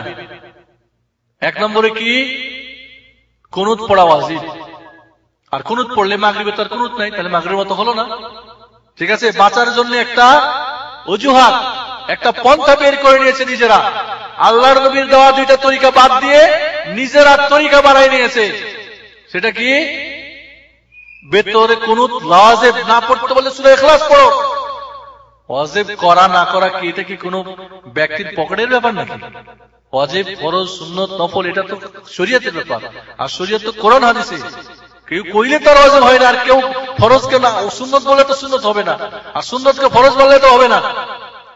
আল্লাহর নবী আলাইহিস সালাতু ওয়াস সালাম এটা কোনোভাবেই এটা ওয়াজিব প্রমাণিত না। এক, তাহলে ওয়াজিব নিজেদের পক্ষ থেকে বানায় নেওয়া, ওই মাগরিবের সাদৃশ্য থেকে বাঁচার জন্য। আর 2 নম্বরে কি? উল্টা তাকবীর। কোত্থেকে আসে উল্টা তাকবীর? নামাজে তাকবীরে তাহরিমা রুকুন, আর বাকি সমস্ত তাকবীর গুলি, আল্লাহু আকবার গুলি ওয়াজিব। এই তাকবীরটা কি? এর হুকুম কি? সুন্নাত, মুস্তাহাব। তো সুন্নাত হলে তো হাদিস লাগবে, মুস্তাহাব হলে তো হাদিস লাগবে। বরং কেউ কেউ আবার চেষ্টা করছে যে হাদিসের আবার অপব্যাখ্যা করার চেষ্টা করছে। এই জন্য আপনাদের বলবো যে বেতর পড়ার 2টা পদ্ধতি। অনেকে টেলিফোন করে রমজান মাসে জিজ্ঞেস করে আমাদেরকে, এই আমাদের হুজুর, একজন হুজুর আছেন টাইটেল পাস হুজুর, দাওরা পাস হুজুর, উনি বলছেন যে না এর বেতর পড়লে হবে না, পড়বো না, শহীদের মসজিদে বাড়িতে এসে বেতর পড়বো। তো আপনাকে ইমাম সাহেবের সঙ্গে নামাজ শেষ না করাতে সারা রাতে কিয়াম থেকে, নামাজ নেকি থেকে মাহরুম করলো, আর রাসূলের দেওয়া তরিকা থেকে মাহরুম করে নিজের দেওয়া তরিকা আপনাকে ধরাই দিল। আমাদের অজ্ঞতা আমাদের গ্রহণ করে নিল না। এজন্য বন্ধুগণ, বেতর পড়াই 2টাই নিয়ম, 3 রাকাত 2 সালামে 2 বৈঠকে, অথবা একই সালামে একই বৈঠকে, মধ্যখানে বৈঠক করে উল্টা তাকবীর এবং কুনুত পড়া ওয়াজিব করে দেওয়ার কোন দলিল নেই। জি, আর কারোর প্রশ্ন আছে? মাকরুহ ওটা পড়া। একজন প্রশ্ন করছেন যে টাকা দিয়ে ফিতরা দেওয়া, টাকা দিয়ে ফিতরা দিলে ফিতরা আদায় হবে না। ফিতরা খাদ্য দ্রব্য দিয়ে দিতে হবে, যার যার দেশের প্রধান খাদ্য সেই খাদ্য দিয়েই ফিতরা দিতে হবে। টাকা দিয়ে বা কাপড় দিয়ে বা অন্য কিছু দিয়ে ফিতরা আদায় করলে ফিতরা হবে না। কারণ না আল্লাহর নবী আলাইহিস সালাতু ওয়াস সালাম দিয়েছেন, না সাহাবায়ে কেরাম। এবং আল্লাহর নবীর যুগে, সাহাবায়ে কেরাম যুগে তারা খাদ্য দিয়েই কি করতেন? ফিতরা দিতেন। টাকা দিয়ে ফিতরা দিলে গরিব মানুষের উপরে জুলুম করা হয়, তাদের হক নষ্ট করা হয়। কেমনে? কেমনি? মনে করেন বড় লোকরা আতপ চাল খায় কত টাকা কেজি? 30 টাকা কেজি, ঠিক না? তার চেয়ে যারা একটু কম দামের খায় 22 টাকা 25 টাকা কেজি। আর যারা গরিব মানুষ কত টাকা খায়? 10 থেকে 12, বা এখন বাংলাদেশে তো মনে করেন 15 টাকা কেজি। যখন নির্ধারণ করা হয় কোনটা করা হয়? 15 টাকারটা, ঠিক না? ঠিক না ভাই? ঠিক। গরিবকে দুই দিক থেকে ঠকা হলো। কেমনে? গরিব মানুষকেও সদকা দিতে হবে, ফিতরা দিতে হবে। ফিতরা সবার উপরে লাজিম। গরিব ধনী ছোট বড় নারী পুরুষ সবাইকে দিতে হবে। এটাই রাসূলের যুগের আমল ছিল, এটাই হলো আমাদের আমল থাকতে হবে। সদকা ফিতরা, ফিতরার সদকা বা যাকাতুল ফিতর ওয়াজিব হওয়ার জন্য যাকাতের নিসাব হতে হবে। এটা হাদিসের পরিপন্থী ফতোয়া বা মাসালা। সবাইকে দিতে হবে। ঈদের দিনে যার বাড়িতে দেওয়ার সামর্থ্য আছে তাকে দিতে হবে। ঈদের দিন এবং রাত্রির খাওয়া দাওয়া নিজের ফ্যামিলি পরিবারের অতিরিক্ত থাকলে দিতে হবে। যদি একসাথে দিতে পারে হাফসাও দিতে হবে, আল্লাহ ওটাই কবুল করবে। কেমনে ঠকা হলো? যদি বড় লোক 30 টাকা কেজি চাল বের করত আর 25 টাকা, তাহলে ওই গরিব লোক পাইতো না? সারা বছর কোন আতপ চাল খাই নাই, বেচারা খাওয়ার সুযোগ হতো না? হতো না? ঠিক আছে। তাহলে বড় লোক 15 টাকা দরে কি দিল? ফিতরা দিল। তাহলে সে বেঁচে গেল না বাঁচলো না? কমে গেল। 15 টাকা কম দিতে হলো না? হলো না? প্রতি কেজিতে বড় লোককে বাঁচানো হলো। আর গরিব 15 টাকা, তাকে 15 টাকাই দিতে হলো, তাকে বাঁচালো না ঠকালো? তাহলে ওর তো 10 টাকা 5 টাকা দেওয়া উচিত ছিল। তাহলে 5 টাকা করে তার হিসাব করা দরকার ছিল। আরো কথা হলো যে এক একজনের এক এক ধরনের খাদ্য হতে পারে, এক একজনের এক এক খাদ্য হতে পারে। বাংলাদেশে যদি 2.5 কেজি খেজুর দেওয়া যায় কাউকে, কি মনে করবো এই গরিব মানুষটা? হ্যাঁ, এই জন্য বন্ধুগণ খাদ্য দিতে হবে, এটাই নিয়ম। আমার একটা কি বলে, দুই ঈদের বা ঈদের আহকাম ও ফিতরা বা ঈদুল কি বলে ফিতরার আহকাম, দুই ঈদ ও ফিতরার সংক্ষিপ্ত আহকাম একটা লিফলেট আছে, আপনারা পড়ার চেষ্টা করবেন। এটা হাদিস পরিপন্থী, রাসূলের আমলের পরিপন্থী, সাহাবাদের আমল পরিপন্থী। এটা গরিব মিসকিনকে ঠকানো হয়, এর মধ্যে কোনো সন্দেহ নাই। এই জন্য আরেকটা কথা শুনুন, এটা তো গরিবের হক। আল্লাহ রাসূল বলেছেন তুমাতুল লিল মাসাকিন, মিসকিনদের খাদ্য। তো টাকা কি খাদ্য? কাপড় কি খাদ্য? এটা রোজাদারের রোজার কি হয়? অপূর্ণতা পূর্ণতা হয়, কোন ভুল ত্রুটি পূর্ণ হয়ে যায় এটার দ্বারা। আর মিসকিনদের জন্য খাদ্য, তাহলে মিসকিনদের খাদ্য আল্লাহ নবী বলতেছেন। হযরত আবু সাঈদ খুদরি বলছেন আমরা খাদ্য থেকে কি করতাম? আমরা একসা বের করতাম। একসা মানে 2.5 কেজি আমরা খাদ্য দিতাম। সেই যুগে আমাদের খাদ্য ছিল পনির, আমাদের ছিল কিশমিশ, আটা, জব ইত্যাদি খাদ্য ছিল। আমাদের খাদ্য দিয়ে সবাই দিতেন। ওই যুগে তো আল্লাহর অনেকে বলে আমি তো কৃষক মানুষ, আমার তো কিনে, বা আমি তো চাকরিজীবী, আমি তো কিনেই দিব, তো দিয়ে দিই, গরিবই কিনে নিবে। আল্লাহর নবীর কয়শো বিঘা জমির ক্ষেত ছিল? হ্যাঁ, মুহাজির সাহাবীরা ব্যবসা করতেন না, চাকরি করতেন না, ধান আবাদ করতেন? চাকরি তো ব্যবসা করতেন, তারাও তো কিনে দিত গরিবকে। এই জন্য যুক্তি খাটবে না শরীয়তের কাছে। যুক্তি দিয়ে শরীয়ত বুঝলে কি হবে? শরীয়ত বুঝে আসবে না। শরীয়তকে ঈমান দিয়ে বোঝার চেষ্টা করতে হবে। যেখানে যেভাবে আসছে ওইভাবে মানার মন মানসিকতা আমাদের থাকতে হবে। এই জন্য বন্ধুগণ ফিতরা অবশ্যই, এবং যে যেখানে আছেন সেখানে আদায় করবেন। এখানে আছেন এখানে আদায় করবেন। যদি একান্ত এখানে গরিব মিসকিন না থাকে তাহলে যার যার দেশে আদায় করা জায়েজ হতে পারে। তবে যেখানে আছেন এখানে আদায় করা উত্তম। নফল নামাজ, যে কোনো নফল নামাজ জামাতে পড়া যায়। ভেতরে পড়েন বা অন্য কিছু পড়েন, আল্লাহ নবী পড়েছেন, সাহাবায়ে কেরাম পড়েছেন, জায়েজ আছে, প্রমাণ আছে। নিঃসন্দেহে জামাতে পড়লে তার নাকি বেশি আছে, এর খুশু বেশি হবে, এর মধ্যে কোনো সন্দেহ নেই। এই জন্য এর দলিল আছে, আমরা পড়বো, অসুবিধা কি? কেউ যদি বলেন আমি শেষ রাত্রে পড়বো, আল্লাহ রাসূল বলেন ইজআলু বিতরাকুম ফি আখিরিল লাইল, বেতরের নামাজ তোমাদের শেষ রাত্রিতে পড়ো, এটাই উত্তম। কিন্তু কেউ যদি ভয় করে না, উঠতে পারবো না, ঘুম ভাঙবে না, তাহলে আগে আপনি ইমামের সঙ্গে পড়ে নিবেন, মসজিদে প্রথম রাত্রেই পড়ে নেবেন। 2 রাকাত পড়ে সালাম ফিরিয়ে দিবেন, আর 1 রাকাত পড়ে আবার সালাম ফিরাবেন। কুনুত করতে চান রুকুর আগে করেন, পরে করেন, হাত উঠান না উঠান, পড়েন না পড়েন, সব জায়েজ আছে। অথবা 2-1 সালামে প্রথম রাকাত, দ্বিতীয় রাকাত, তৃতীয় রাকাত, মধ্যখানে বৈঠক নেই। শেষ রাকাতে গিয়ে আপনি কুনুত করতে চান করেন, রুকুর আগে করেন, পরে করেন, হাত উঠান না উঠান, করতে চান না করতে চান, এরপরে সেজদা করে তাশাহুদ করে আপনি সালাম ফিরিয়ে দিবেন। এই দুইটাই আল্লাহর নবী আলাইহিস সালাতু ওয়াস সালাম থেকে প্রমাণিত আছে। বাকি যেটা আমরা করি এতে অতিরঞ্জন আমাদের বাড়াবাড়ি আছে এবং রাসূলের সুন্নতের পরিপন্থী, এটা মাকরুহ এভাবে পড়তে আল্লাহ রাসূল নিষেধ করেছেন। এবং নিষেধ থেকে বাঁচতে গিয়ে নিজেরা আবার কিছু বাড়াই নিয়েছি। ইবাদতে কাউরি কোনো জিনিস বাড়ানো কমানো চলবে না। যেভাবে মুহাম্মদুর রাসূলুল্লাহ করেছেন ওইভাবেই আমাদের করতে হবে। বুঝে আসছে? মাযহাব মানবেন না রাসূল মানবেন? তাহলে আপনার মাযহাব যদি রাসূলের পরিপন্থী হয় কি করবেন? মানবেন? মনে রাখবেন মাযহাব তৈরি হয়েছে কখন? রাসূলের ইন্তেকালের 450 বছর পরে, ঠিক না? এর আগে কি ছিল মানুষগুলি? ইমাম আবু হানিফা কোন মাযহাব মানতেন? তাহলে ইমাম আবু হানিফা তো 150 হিজরিতে মারা গেছেন, কোন মাযহাব মানতেন? উনি তো বলছেন ইজা সাহাল হাদিস ফাহুয়া মাযহাবি, যখন সহিহ হাদিস পাবো ওইটাই আমার মাযহাব। তাই ইমাম আবু হানিফার মাযহাব ছিল, ইমাম মালিক, ইমাম শাফি, ইমাম আহমদুল হাম্মাদ সবার মাযহাব ছিল কি? সহিহ হাদিস, কোরআন ও সুন্নাহ। আমাদেরও মাযহাব তাই। আমরা যদি বলেন আমি হানাফি, তাহলে ইমাম আবু হানিফার মাযহাব মানতে হবে, প্রচলিত মাযহাব মানা যাবে। ইমাম আবু হানিফার মানা ছিল কোরআন হাদিস মানতে হবে। এই জন্য তাকে বলা হয়েছে আপনার ফতোয়া যদি কোরআন হাদিসের বিপরীত হয়, আমার ফতোয়া দেওয়ালে ছুড়ে মেরে আমার কোরআন ও হাদিস তোমরা মানো, এটাই আমাদের, ঠিক আছে? এই জন্য আপনি কি আল্লাহর কথা বাদ দিয়ে, রাসূলের কথা বাদ দিয়ে কোন ইমামের কথা মানবেন? ইমামের কথা ভুল হতে পারে, তার কাছে হাদিস না পৌঁছতে পারে, স্বাভাবিক, কিন্তু ভুল হতে পারে, না পৌঁছতে পারে, কিন্তু আল্লাহর কাছে পৌঁছে নেই নাকি? রাসূলের কাছে পৌঁছে নাই না, ভুলে গেছে তাদের। এই জন্য আমাদের মানতে হবে কোরআন হাদিস, এবং এই কোরআন হাদিস যে মাযহাবে যতটুকু আছে ওইটুকু মানতে বাধ্য আমরা। ইমামদের দায়িত্ব কি? ওলামাদের দায়িত্ব কি? কোরআন হাদিস আমাদের সঠিকভাবে পৌঁছানো, নাকি ওদের বাড়ানো চড়ানো?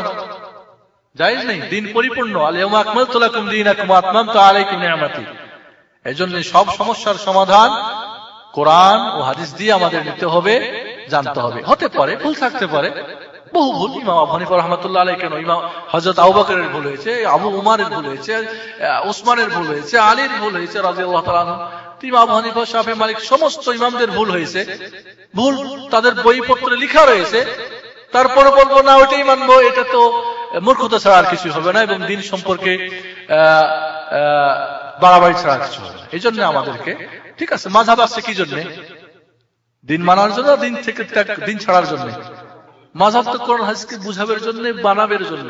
এই জন্য সমস্ত মাযহাবে আলাদা আলাদা বই লিখেছে, হাদিস কোরআনকে কত ব্যাখ্যা, কত বিশ্লেষণ, এটা আমাদের জন্য নিয়ামত। ইমামরা আমাদের জন্য নিয়ামত। কিন্তু যদি আমরা মনে করি যে না তারাও রাসূলের মতো আরেক রাসূল, তাহলে তো মুসিবত। বুঝা আসছে না? জি জি। বেতন নামাজ যদি আপনি সূর্য কি বলে ফজরের আগে না পড়তে পারেন, তাহলে সূর্য ওঠার পরে পড়তে পারবেন।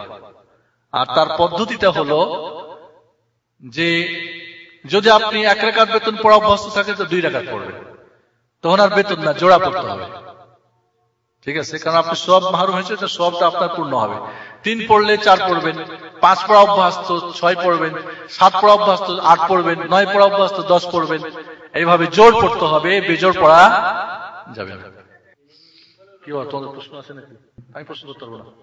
শেখ মাসুদ একদম। সূরা ফাতিহা হলো সালাত, সূরা ফাতিহাই হলো নামাজ। আল্লাহ বলেন আমি নামাজকে 2 ভাগে ভাগ করেছি, একটা আমার, একটা বান্দার, আর সেটাই হলো সূরা ফাতিহা। এই জন্য সূরা ফাতিহা ছাড়া নামাজ হবে না। লা সালাতা লিমান লাম ইয়াকরা বিফাতিহাতিল কিতাব, যে সূরা ফাতিহা পড়বে না তার নামাজই হবে না, আল্লাহর নবীর কথা।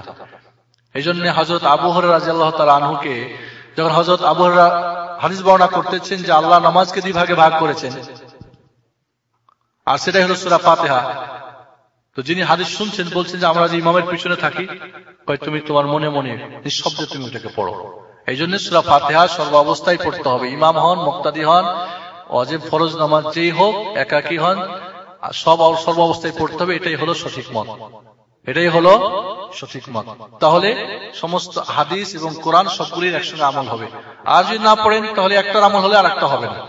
এই জন্য আল্লাহর নবী মুসলিম শরীফের হাদিস বলছেন সূরা ফাতিহা ব্যতিরিক আর অন্য কিছু পড়বে না। এই জন্য জোরে কেরাত যদি করে ইমাম, তাহলে শুধুমাত্র সূরা ফাতিহা। আর যদি কেরাত আসতে হয় যেরকম জোহর, আসর, সূরা ফাতিহা ছাড়াও অন্য সূরা প্রথম 2 রাকাতে মেলানো জায়েজ আছে।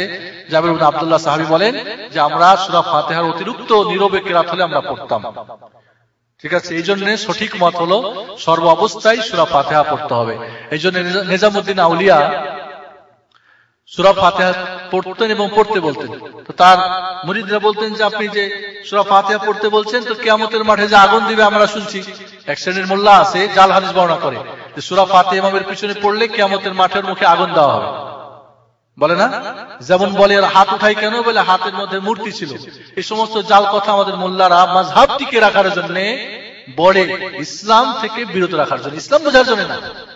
ইসলাম তো কোরআন হাদিস, কিন্তু মোল্লাদের হলো জাল হাদিস, জয়ীফ হাদিস, ওদের ব্যক্তিগত মত, এগুলো হলো ওদের দিন। কিন্তু আল্লাহর দিন কোনটা? কোরআন হাদিস। তো কয় কিয়ামতের মাঠে যদি আল্লাহ আমার মুখে আগুন দেয় তাও ভালো, ওর চাইতে যে কিয়ামতের মাঠে আল্লাহ আমাকে ডেকে বলবে তোর নামাজই নাই, কারণ সূরা ফাতিহা না পড়লে নামাজই নাই, আল্লাহ নেই বলছেন। আর প্রথম হিসাব হবে নামাজের, আর নামাজে দেখি সূরা ফাতিহা মানে নামাজই নাই, তো আমি কি নিয়ে জান্নাত যাবো? আগুন টাগুন খেয়ে জান্নাতে গেলে তো বহু আসবো, সূরা ফাতিহা পড়বা। কথা হচ্ছে কি সঠিক মত, যদিও এই মাসালায় মত পার্থক্য আছে, ইখতিলাফ আছে, কিন্তু সঠিক মত হলো সর্ব অবস্থায় পড়তে হবে। জি, পড়েন নাই, জানতেন না, খালাস, না জেনে করেছেন, আল্লাহ মাফ করবে। জানার পরে করবেন তো আল্লাহ কি দিয়ে মাফ করবে? তাহলে জি শুনেন, দিন মানে কোরআন হাদিস, ঠিক না? ঠিক কি না? অনুসরণ করতে হবে কি? ইত্তাবিউ মা উনজিলা ইলাইকুম মির রাব্বিকুম, তোমাদের রবের পক্ষ থেকে যা অবতীর্ণ হয়েছে এটা তোমরা অনুসরণ করো। ওয়ালা তাত্তাবিউ মিন দুনিহি আউলিয়া, আর এটা ছাড় দিয়ে এই সমস্ত মোল্লা যারা স্যাটেলাইটে বসে ফতোয়া দিচ্ছে এদেরকে মান্য করো না। কালিলাম মা তাযাক্কারুন, কিন্তু এই কথাটা খুব কম মানুষই কি করে, বোধগম্য হয়। এদের ক্ষতি নাই মানে যেটা আল্লাহর নবী করেন নাই সেটা করা কি বলে? বিদআত। আর বিদআত মানে কি? বিদআত মানে কি? পাপ। ক্ষতি নাই মানে ওটা কি ওর বাপের ধর্ম নাকি? ওর বাপের দিন না ওর বাবার সম্পত্তি বন্টন করে আপনাদেরকে দিয়ে দিল? এটা তো আল্লাহ আল্লাহ রাসূলের। অনেকেই বলে কি পড়া নাই, পড়া উত্তম। উত্তম তুমি বুঝলে মোল্লাজি, আল্লাহ নবী বুঝেন নাই। জি, ওই মোল্লাকে জিজ্ঞেস করেন বিদআত কাকে বলে, বিদআত কাহাকে বলে? বিদআত বলা হয় ধর্মের নামে সওয়াবের উদ্দেশ্যে আল্লাহ সান্নিধ্য লাভে যেই জিনিসটা করা হয় যা কোরআন হাদিসে নাই। ঠিক আছে, মাদ্রাসা কি সবের জন্য করেছি? বিমানে কি চড়ে কি বলে যে আন্তর্জাতিক বিমানবন্দর থেকে দাম্মাম এয়ারপোর্ট পর্যন্ত আসছেন কত নেকির জন্য? হ্যাঁ, এই যে মাইকে কথা বলছি নেকির জন্য নাকি? এসি চালাইছি নেকি বেশি পাবো নাকি? বেকুব বানাই, বেকুব বানাই। তাহলে বিদআত বলা হয় ধর্মের নামে, দিন মনে করে, সওয়াব মনে করে, আল্লাহর সান্নিধ্য লাভের আশায়। আর বেদাত হলো শয়তানের কাছে সবচেয়ে প্রিয় পাপ, কারণ বেদাতি তওবাও আল্লাহ কবুল করেন না, বেদাতির তওবাও কবুল করেন না বেদাত না ছাড়লে। আর বেদাতির ভাগ্যে তওবাও জুটে না, কারণ ও তো মনে করে নেকি করতেছি। আল্লাহ নবীর মর্যাদা কে দিয়েছে? আল্লাহ না মোল্লা? তার মর্যাদা কিভাবে আদায় করতে হবে আল্লাহ দেন নাই? দিয়েছে না দেয় নাই? আল্লাহ রাসূল পদ্ধতি শিখাইছে না শিখাই নাই? তো মোল্লার প্রয়োজন আছে পদ্ধতি আমার? আল্লাহ নবীর এক সাহাবী আল্লাহ নবীকে বলেন, ইয়া রাসূলুল্লাহ, আমার সময়টা 3 ভাগের 1 ভাগ বা 4 ভাগের 1 ভাগ আপনার উপরে দুরূদ পড়তে চাই। বলে পড়ো, ভালো, এর চেয়ে বেশি যদি করো আরো ভালো। কয় তাহলে 3 ভাগের 1 ভাগ? কয় ভালো, এর চেয়ে বেশি করলে আরো ভালো। কয় তাহলে অর্ধেক? কয় ভালো, যদি আরো করো আরো ভালো। কয় যদি 3 ভাগের 2 ভাগ? কয় ঠিক আছে, কিন্তু আরো বেশি করলে আরো ভালো। কয় ইয়া রাসূলুল্লাহ, আমার পুরো সময়টা আপনার প্রতি দুরূদ পাঠ করো। কি আবু বকরের চাইতে কি ওই মোল্লা বেশি ভালোবাসে? মোল্লা তো ভালোবাসে পেট আর পকেট। মোল্লার মুরগির রান খাওয়া বন্ধ করেন, পকেটের টাকা বন্ধ করেন, মোল্লা কত ফতোয়া তারপরে দেখবেন। মোল্লা তখন টাকা এই বিলাদ করিস না, তোর বাপের মৃত্যু দিবস আজকে লিস্ট করে রাখে। এই জন্য মিলাদুন নবী ক্যাসেটটা আমার শুনে নেবেন ভালো করে। মিলাদুন নবী, শবে বারাত, বেদাত ও খোরাফাত, সুন্নত, এই ক্যাসেটগুলি শুনেন আর আপনাদের মোল্লাদের এই সমস্ত ওয়াজ ভালো করে বুঝেন। বেদাতে ক্ষতি কি? নিয়ত পড়লে ক্ষতি কি? মানে ইবাদত কবুল হওয়ার জন্য তিনটা শর্ত। এক নম্বরের শর্ত হলো সহি আকীদার ভিত্তিতে ইবাদতটা হতে হবে, অর্থাৎ ঈমানটা তাওহীদ ঈমান হতে হবে, কোনো মুশরিকি ঈমান। কারণ আবু জাহল নামাজ পড়তো, রোজা করতো, তওয়াব করতো, হেও দান খয়রাত করতো, হজ করতো, কবুল হয় নাই কেন? তার ঈমানে তাওহীদ ছিল না, আকীদা সঠিক ছিল না। যারা কবর পূজারী, যারা মাজারপন্থী, যারা খানকাপন্থী, এদের ঈমান দেখতে হবে ঠিক আছে কিনা। ইবাদত কবুল হওয়ার জন্য শর্ত, প্রথম শর্ত। 2 নম্বর শর্ত, ইবাদতটা আল্লাহর জন্য হতে হবে। 3 নম্বরের শর্তটা কি? রাসূলের নিয়মে হতে হবে। রাসূল নিয়ত তো করার জিনিস, নিয়ত তো অবশ্যই করতে হবে। কে বলছে সৌদি আরবে নিয়ত করতে নিষেধ করে? নিয়ত পড়া বিদআত। নিয়ত তো অবশ্যই করতে হবে। নিয়ত না করলে কিসের নামাজ পড়লেন আপনি? কারোর জন্য করলেন? এটা কি দুনিয়া করলেন না কি করলেন? একজন মোতাওয়া ডাকতেছিল, দৌড় দিয়েছে, গিয়ে মসজিদে গিয়ে ঢুকে নামাজ পড়লো, ও নামাজ হবে নাকি? নিয়ত তো অবশ্যই করতে হবে। নিয়ত মানে সংকল্প করা, আর এটা মনের কাজ, এটা মুখের কাজ না। কোন ব্যাকল কি চোখ দিয়ে নাকের কাজ করে, পা দিয়ে হাতের কাজ হয়, মুখের কাজ নাক দিয়ে হয়, কান দিয়ে হয়, তাহলে অন্তরের কাজ মুখ দিয়ে কেন? আবার কিছু কিছু মোল্লা কয় পড়া হাদিস করেন নাই, পড়লে ভালো। ও হাদিস করেন নাই, ওই জিনিস ভালো হয় নাকি? যেটা হাদিস করেন নাই সেটা ভালো হতে পারেই না। ওই মোল্লা কেমন মোল্লা যে হাদিস করে তারপরে ভালো জিনিস? তাহলে কি আল্লাহ আল্লাহ রসুল ভালো জিনিস বাদ দিয়ে রেখেছে মোল্লাদের জন্য? এই জন্য আমি বলবো আপনাদের এই সমস্ত প্যাট পকেটের মোল্লাদের থেকে সাবধান। আল্লাহ নবী বলেন, আমি সবচেয়ে তোমাদের প্রতি ভয় করি আলাইকুম আন আইম্মাতিল মুদিল্লিন, পথভ্রষ্ট আলেমদের থেকে তোমাদেরকে আমি কি সবচেয়ে ভয় করি, যারা নিজেরাও ভ্রষ্ট, অন্যকে ভ্রষ্ট করে। দুআতুন আলা আবওয়াবি জাহান্নাম, এরা জাহান্নামের দরজায় দাঁড়িয়ে বলবে আসো জান্নাতে। জাহান্নামের দরজা থেকে ডাক দিবে আসো জান্নাতে। যারা ওদের ডাকে সাড়া দিবে, আল্লাহ নবী বলেন, তারা জাহান্নামে গিয়ে পড়বে। এই জন্য মনে রাখবেন, দিন হলো আল্লাহ আল্লাহ রাসূল যা বলছে গ্রহণ করতে হবে, উপর থেকে যা আসছে সেটা। ওয়াহী ও কোরআন ও আল্লাহর, হাদিস ও আল্লাহর পক্ষ থেকে রাসূলকে দিয়ে বলিয়েছেন। এর বাইরে মানবেন তো এই যেরকম মনে করেন কেবল এটা আমাদের মাযহাব, কেবল এটা আমার হুজুর, এটা আমার তরিকা, অমর তরিকা, আবার 300 তরিকা, অমর তরিকা, এগুলি সব আপনাদের জান্নাতের দরজায় জাহান্নামের দরজায় দাঁড়িয়ে ডাক দিচ্ছে। আল্লাহর নবীর ভাষায় ওই ডাকে সারা দিনে জাহান্নামে গিয়ে পৌঁছবেন, নাউজুবিল্লাহ। এই জন্য পথভ্রষ্ট ওলামাদের থেকে যারা কোরআন ও সহিহ হাদিস বলবে, কারণ জাল হাদিসের ছড়াছড়ি, জয়ীফ হাদিসের ছড়াছড়ি, মোল্লাদের কথা, অমুক ইমাম এই কইছে, অমুক এই কইছে, অমুকে তুমুক কইছে, কোন কোরআন ও রাসূলের কোন হাদিস সাহাবায়ে কেরাম আমল করছে না করে নাই? আব্দুল্লাহ ইবনে মাসউদ বলেন, যে আমলটা সাহাবায়ে কেরাম করে নাই সেটা ইবাদতই না। মানে এমন কোন কোরআন ও হাদিসের ইবাদত নাই আল্লাহ এবং আল্লাহ রাসূল করতে বা করেন নাই যেটা সাহাবায়ে কেরাম করেন নাই। যদি দেখেন যে সেটা রাসূল এবং সাহাবাদের যুগে হয় নাই, বুঝতে ওটা ইবাদত না, ওটা কি বিদআত। আর বিদআত আল্লাহ নবী কি বলেন? কুল্লু বিদআতিন দালালা, সমস্ত বেদাত ভ্রষ্ট, কুল্লু দালালাতিন ফিন্নার, সমস্ত ভ্রষ্ট জাহান্নামে। আর আমাদের দেশের মোল্লারা কয় কি বেদাত দুই প্রকার, একটা হাসানা, একটা সাইয়্যা, একটা ভালো আর মন্দ। নবী বলেন সব বেদাতই ভ্রষ্ট, আর মোল্লা কয় একটা ভালো একটা মন্দ। কোনটা মানবেন? কোনটা মানবেন? কি কথা? এই জন্য আব্দুল্লাহ ইবনে ওমর বলেন, কুল্লু বিদআতিন দালালা ওয়ালাউ রাআন নাসু হাসানা। এই বেদাত, এই সমস্ত পথভ্রষ্ট মোল্লাদের সম্পর্কে আব্দুল্লাহ ইবনে মাসউদ বলেছেন, প্রত্যেকটা বেদাতই ভ্রষ্ট, যদিও মানুষ মনে করে কি হাসানা, ওই যারা ভোগ করতেছে না হাসানা সাইয়্যা, এই মোল্লাদের সম্পর্কেই তো আব্দুল্লাহ ইবনে মাসউদ বলে গেছে। এই জন্য বন্ধুগণ, সুন্নত ও বেদাত আমরা বুঝি না, তাওহীদ শিরক তো বুঝি না। আমাদের কাছে শিরক হয়ে গেছে তাওহীদ, তাওহীদ হয়েছে শিরক, সুন্নত হয়েছে বেদাত, বেদাত হয়েছে শিরক। আমাদের দেশের আহলে সুন্নাত ওয়াল জামাত হলো যারা সবচেয়ে বড় পাক্কা বেদাতি। এই হলো আমরা বাংলাদেশের মুসলমান। এই জন্য দাড়ি দেখে, টুপি দেখে আর পাগড়ি দেখে যাচাই করেন কোনটা আছে, পড়েন। বাজার 2 নম্বর, একটু দেখে শুনে ভিসাটা কিনেন, না হলে টাকাও যাইবে, আর এখানে 10 বছর দেশেও যাওয়া লাগবে না ওই টাকা শোধ করতে। আমি আপনাদেরকে বলতে চাই 6 মাস কোরআন হাদিস পড়েন, তাহলে বুঝবেন যে আপনাদের পায়ে কোন জাল পরিয়ে রাখছে, তার আগে বুঝবেন না। আমি বলছি না কাউকে বলতে, কে খারাপ ভালো, আপনি পড়ে নিজে দেখেন। ইয়া আইয়ুহাল্লাযীনা আমানু ওয়া ইন্না মিনাল আহবার ওয়ার রুহবান লা ইয়াকুলুনা আমওয়ালান নাস বিল বাতিল ওয়া ইয়াসুদ্দুনা আন সাবিলিল্লাহ। পাদ্রীদের, মোল্লারা মানে আলেমরা,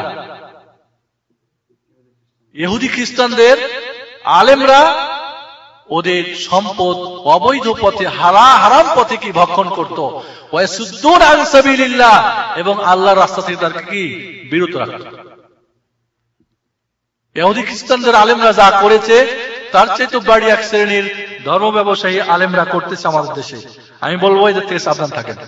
সন্দেহ ভালো আলেম আছে, তাদের সঙ্গে যোগাযোগ রাখেন, হাদিস কোরআন পড়েন। এখন বাংলায় অনুবাদ হয়েছে আলহামদুলিল্লাহ, বুখারী শরীফ, মুসলিম শরীফ, আবু দাউদ, সবকিছু ইসলামিক ফাউন্ডেশন, আমাদের সরকারি সংস্থা থেকে।